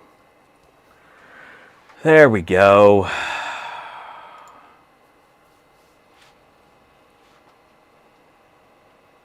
Yay. Real video. When you have wonky monitors, always make sure to plug your Mac in first.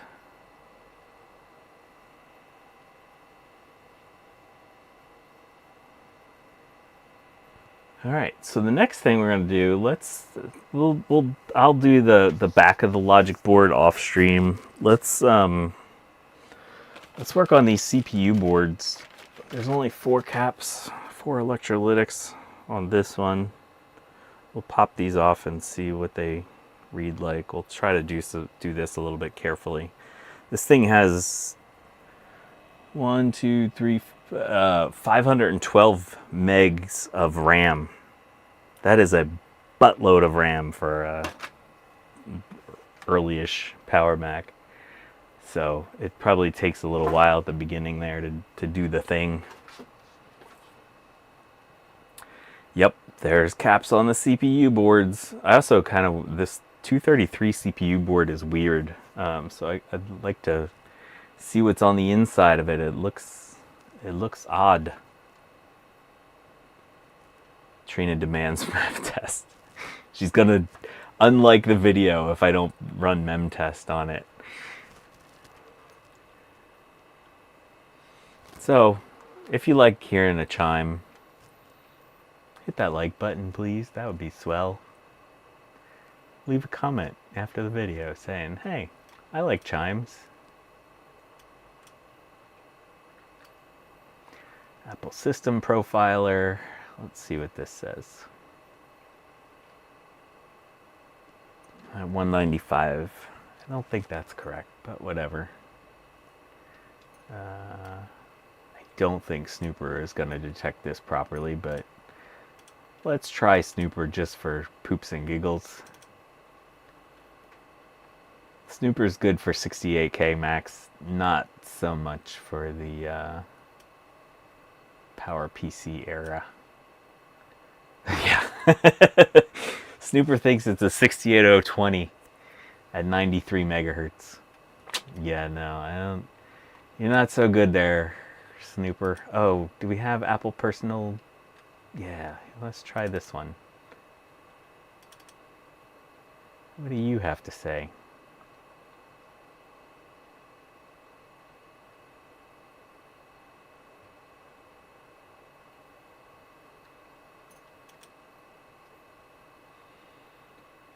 Power Macintosh 8500, it's also saying 195 megahertz. It's also only saying 128.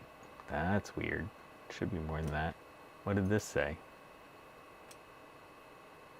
This one's saying only 128. Uh-oh.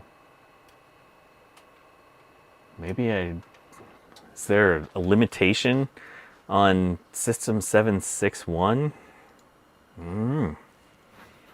No, because mine had more than that.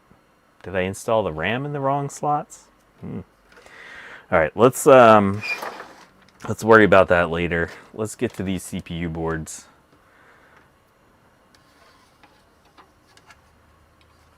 Hey, not sure.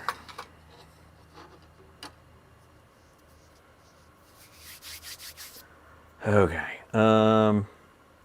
Yes, there are totally caps under this. Let's shut the electric off to this so that it doesn't randomly power up. You can see him poking out right there. And there's more. This heatsink is weird. It's got It's got a VRM or MOSFET, I can't tell, but it's something there. Screwed to the heatsink. So I don't know, the right way would be to desolder that. I think that's how I'm gonna do it. All right, let's desolder that real quick.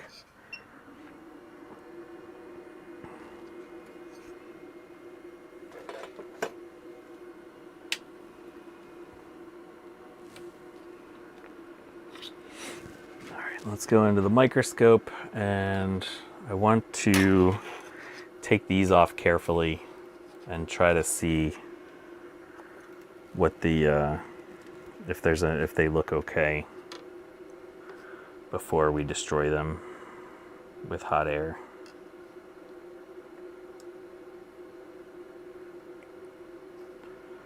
Now, see that did not flow real nice. That can sometimes be or it's a lot of the time an indication. Oh, I think it's just the ground plane. Okay. Sometimes when solder doesn't flow, it means that the solder has started corroding.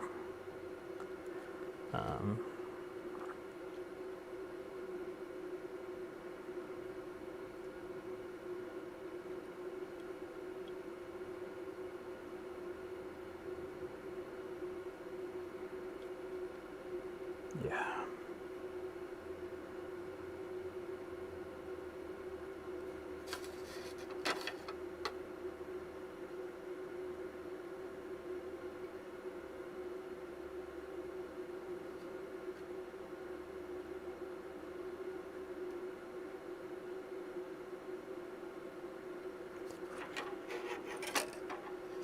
But I think that was actually just ground plane sucking up the heat. Oh, and we're off screen. Sorry.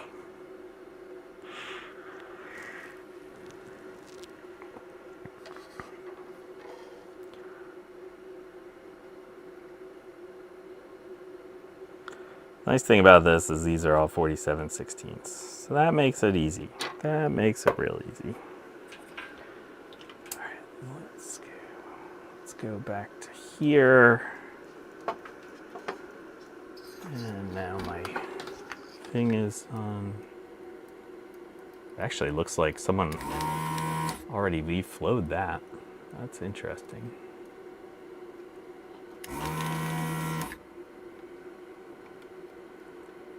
Man, my finger hurts where I burned myself earlier. Who'd have thunk that?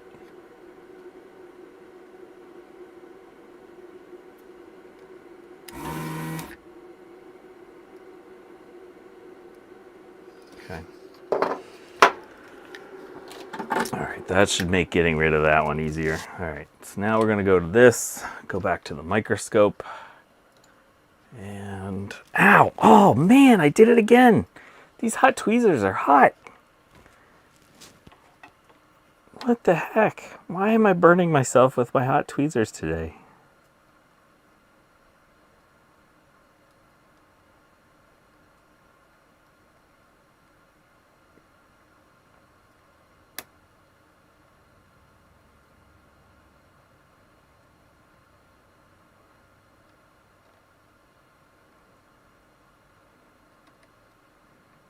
Man, ground planes in these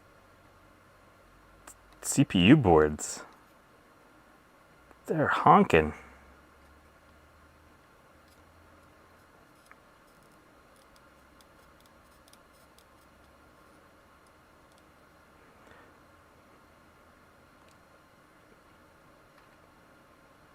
Might wind up destroying the cap anyway.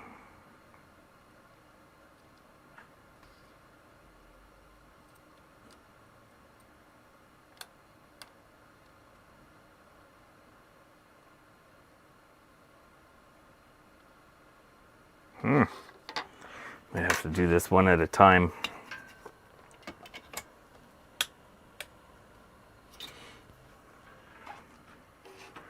Walk it off. Do the positive side first. bit.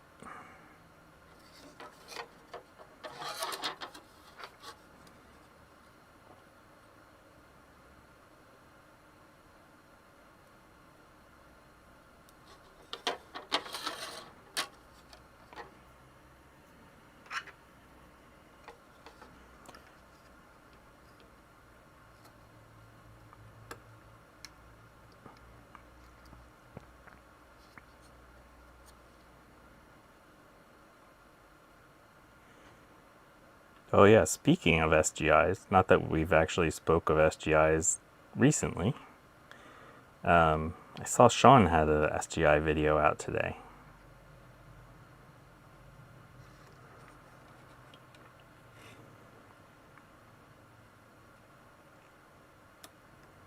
So that'll be fun.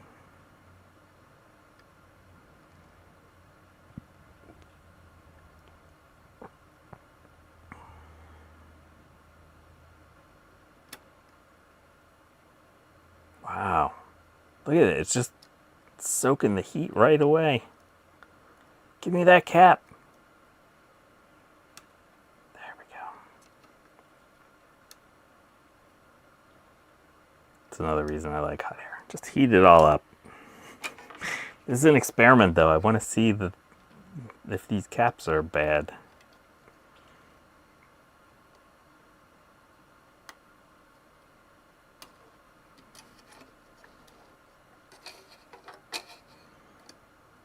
Maybe we'll only do 2. Get out there. Melt, you jerk. Do those caps have glue blobs under them? Does not appear that they do.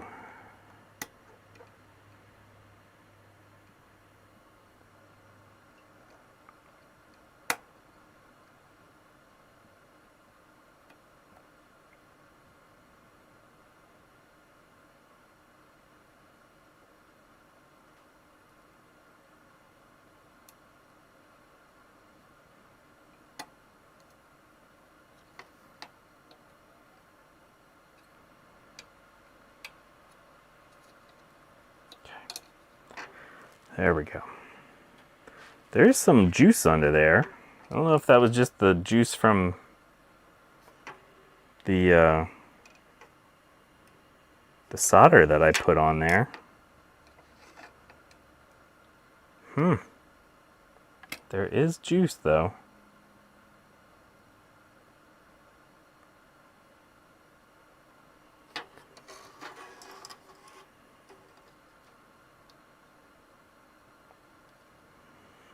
I mean, it would make sense that these were under a little bit more stress than the other caps on the board because they're sort of underneath that heatsink. I don't know if the air gets underneath that heatsink very well.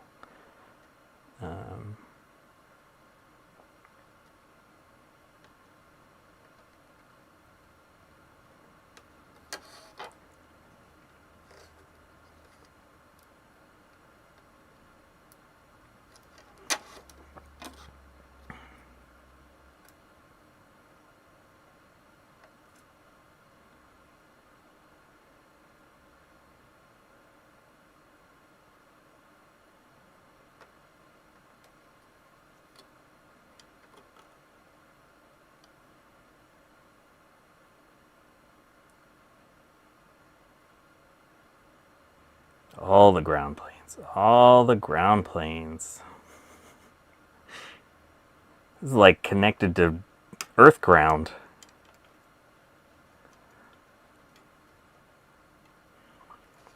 I guess technically that's what a lot of the ground planes go to, but you get what I was saying.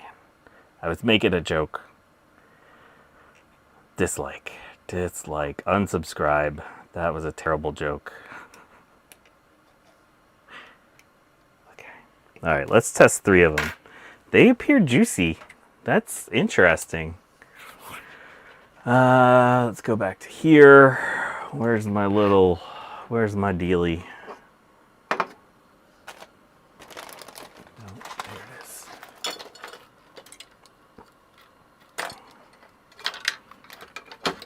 My janky tester.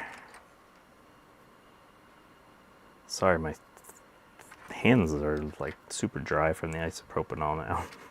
Oh, that one's still warm. Let's let that one cool off a bit. Okay. That.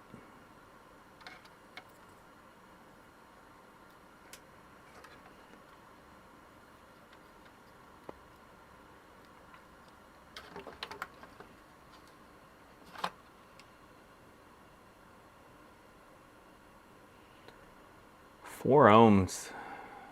That seems like a lot of ohms. What were our other ones?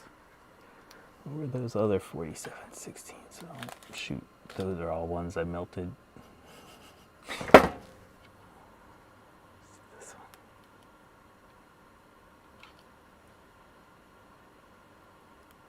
Does anyone remember from the beginning of the stream when we tested? All right, Alan, thanks for stopping by, man.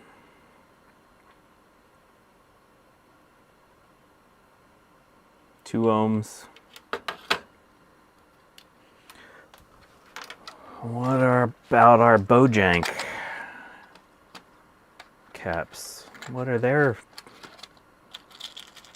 47 values?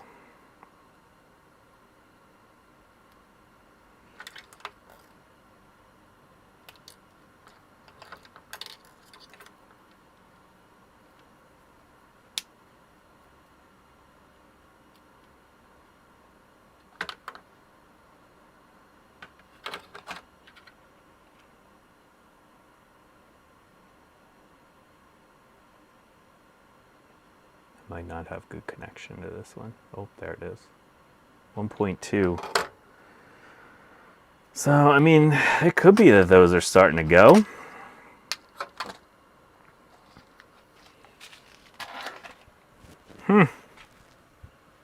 There you go. Again, see, with our bare eyes, see there's a bunch of juice there. Bunch of juice there. Bunch of juice there. Let's try this other CPU. Let's see what that looks like. Oh, that's torque spit. Let's see, are you a T15? You're not a T15.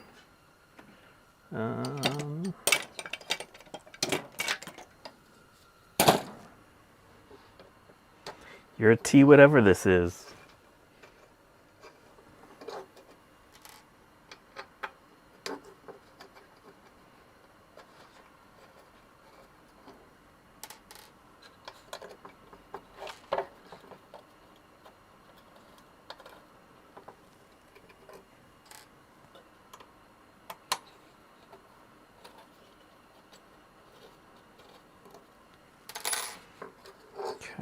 This one has clips and screws that hold it on, and a MOSFET, or whatever that thingy is. Oh, I did not fully break the seal.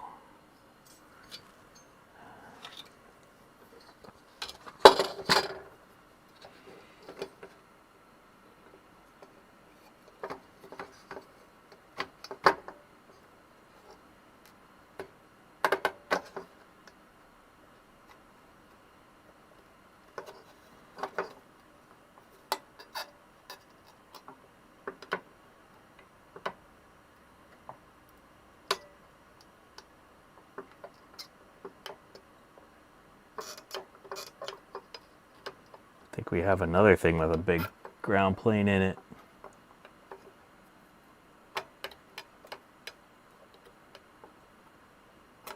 There we go. That's off now. So what do we got here? Oh, this is 604E 233. It's just weird that there's no Apple markings on this one. So maybe this was out of a clone.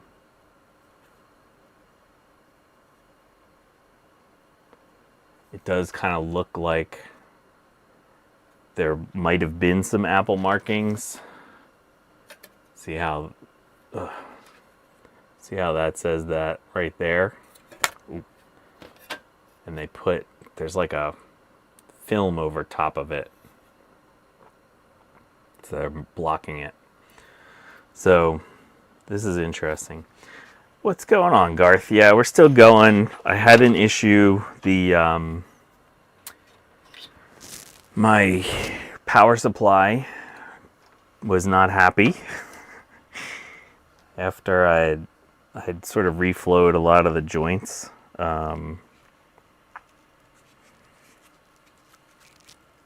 apparently I made a bridge.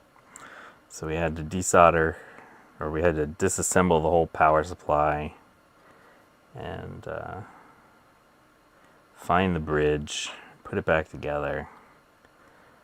The board is booting though, so that's a happy thing, right? Now we're taking a look at the CPU boards.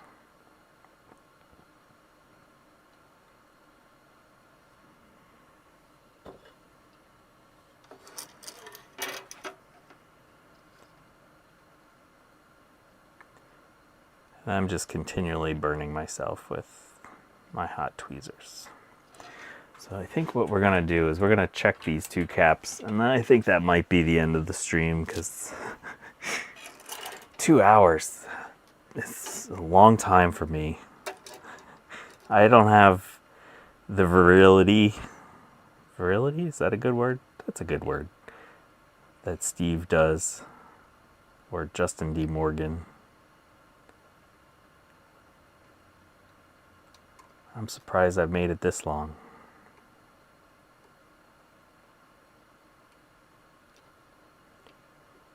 But I do want to see.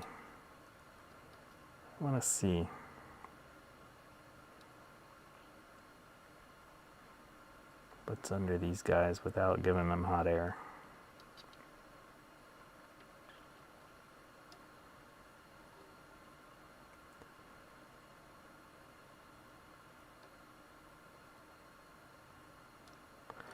Ground plane is very small on that one.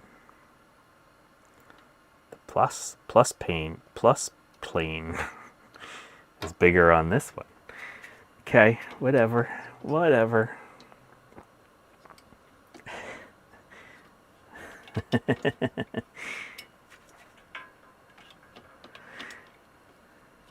Stamina, thank you.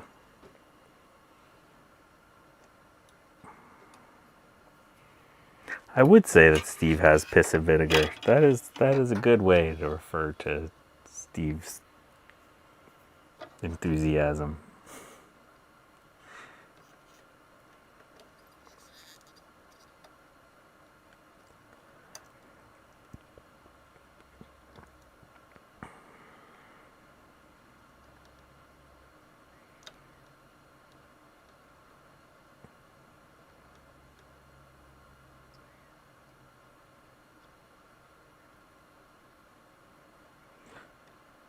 Yeah, that's one of the reasons I like hot air. Just gets them off of there.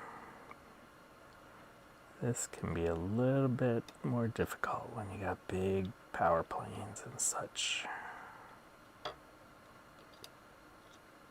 we go. Oof, what a mess. That was gross. Okay, it's enough there to measure though. Oh, see, look at that. There's some goo there.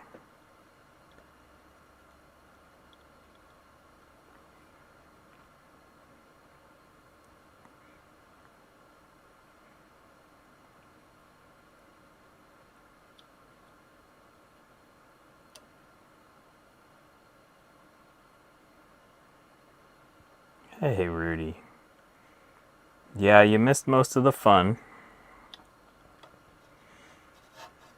Nothing exploded, but I did bad when working on a power supply. But we got it going eventually. We got the top of the motherboard, and again, this particular one says motherboard in it, so I can call this one a motherboard.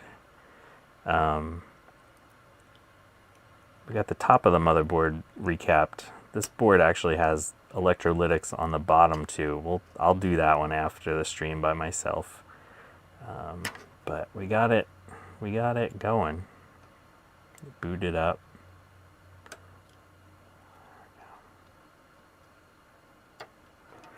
All right, what do you got here, Caps? What kind of story are you gonna tell us here? Oh, Socket Wench, hello. You're back. Stupid chores. Let's see. G1. Okay, these are the two caps that just came off of this 233 megahertz CPU board. Let's check your values.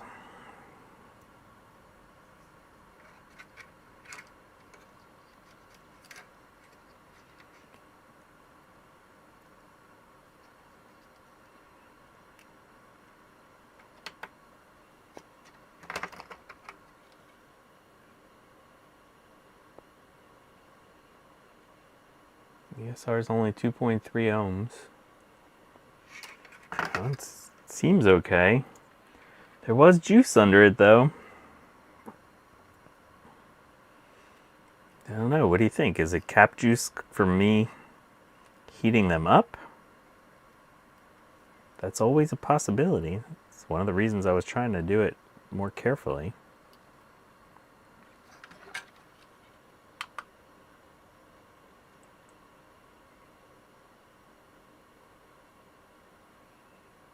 .8 ohms. Yeah, that's better than the ones that were on the other board, but I don't know. The fact that there's juice under there, that says to me that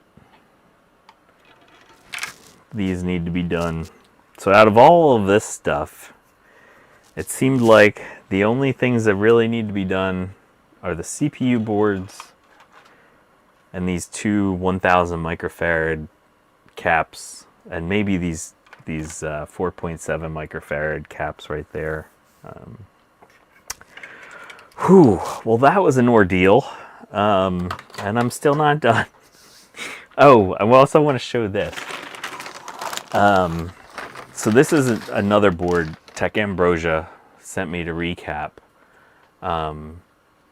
It's a nice socket 7 board, nice little VRM down here to give you a lot of voltages.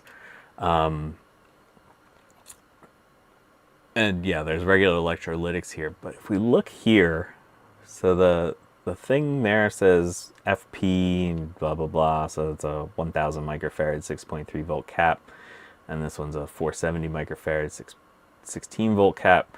I think that's the emblem for Chemicon.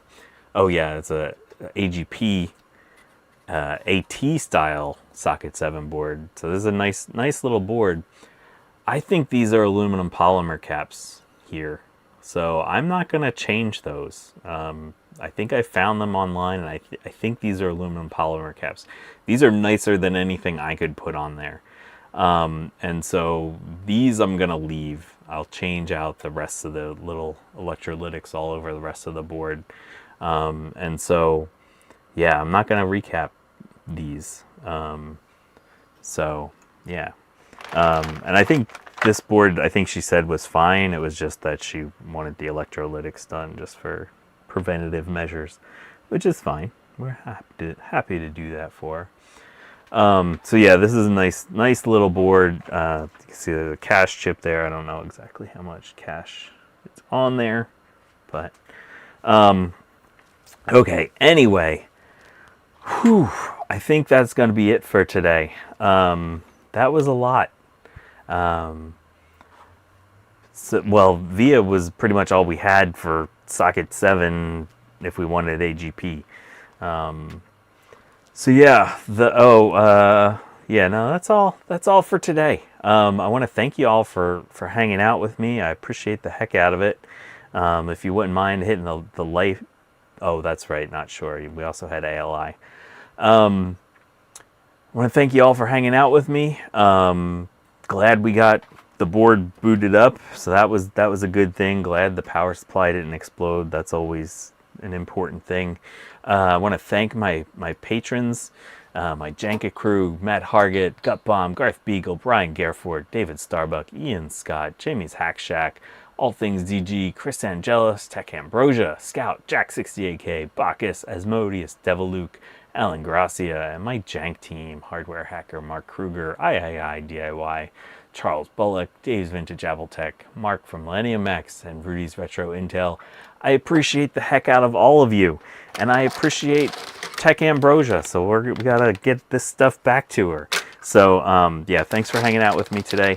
Have a lovely week. And Trina, are you still streaming today? Always check out Dave's Vintage Apple Tech on Sundays. And yeah, have a lovely week, y'all. Oh, Trina is not streaming today. Okay, well, when Trina does stream, you check that out. Sometimes I show up on her streams, like on Thursday I was there. All right, bye, y'all.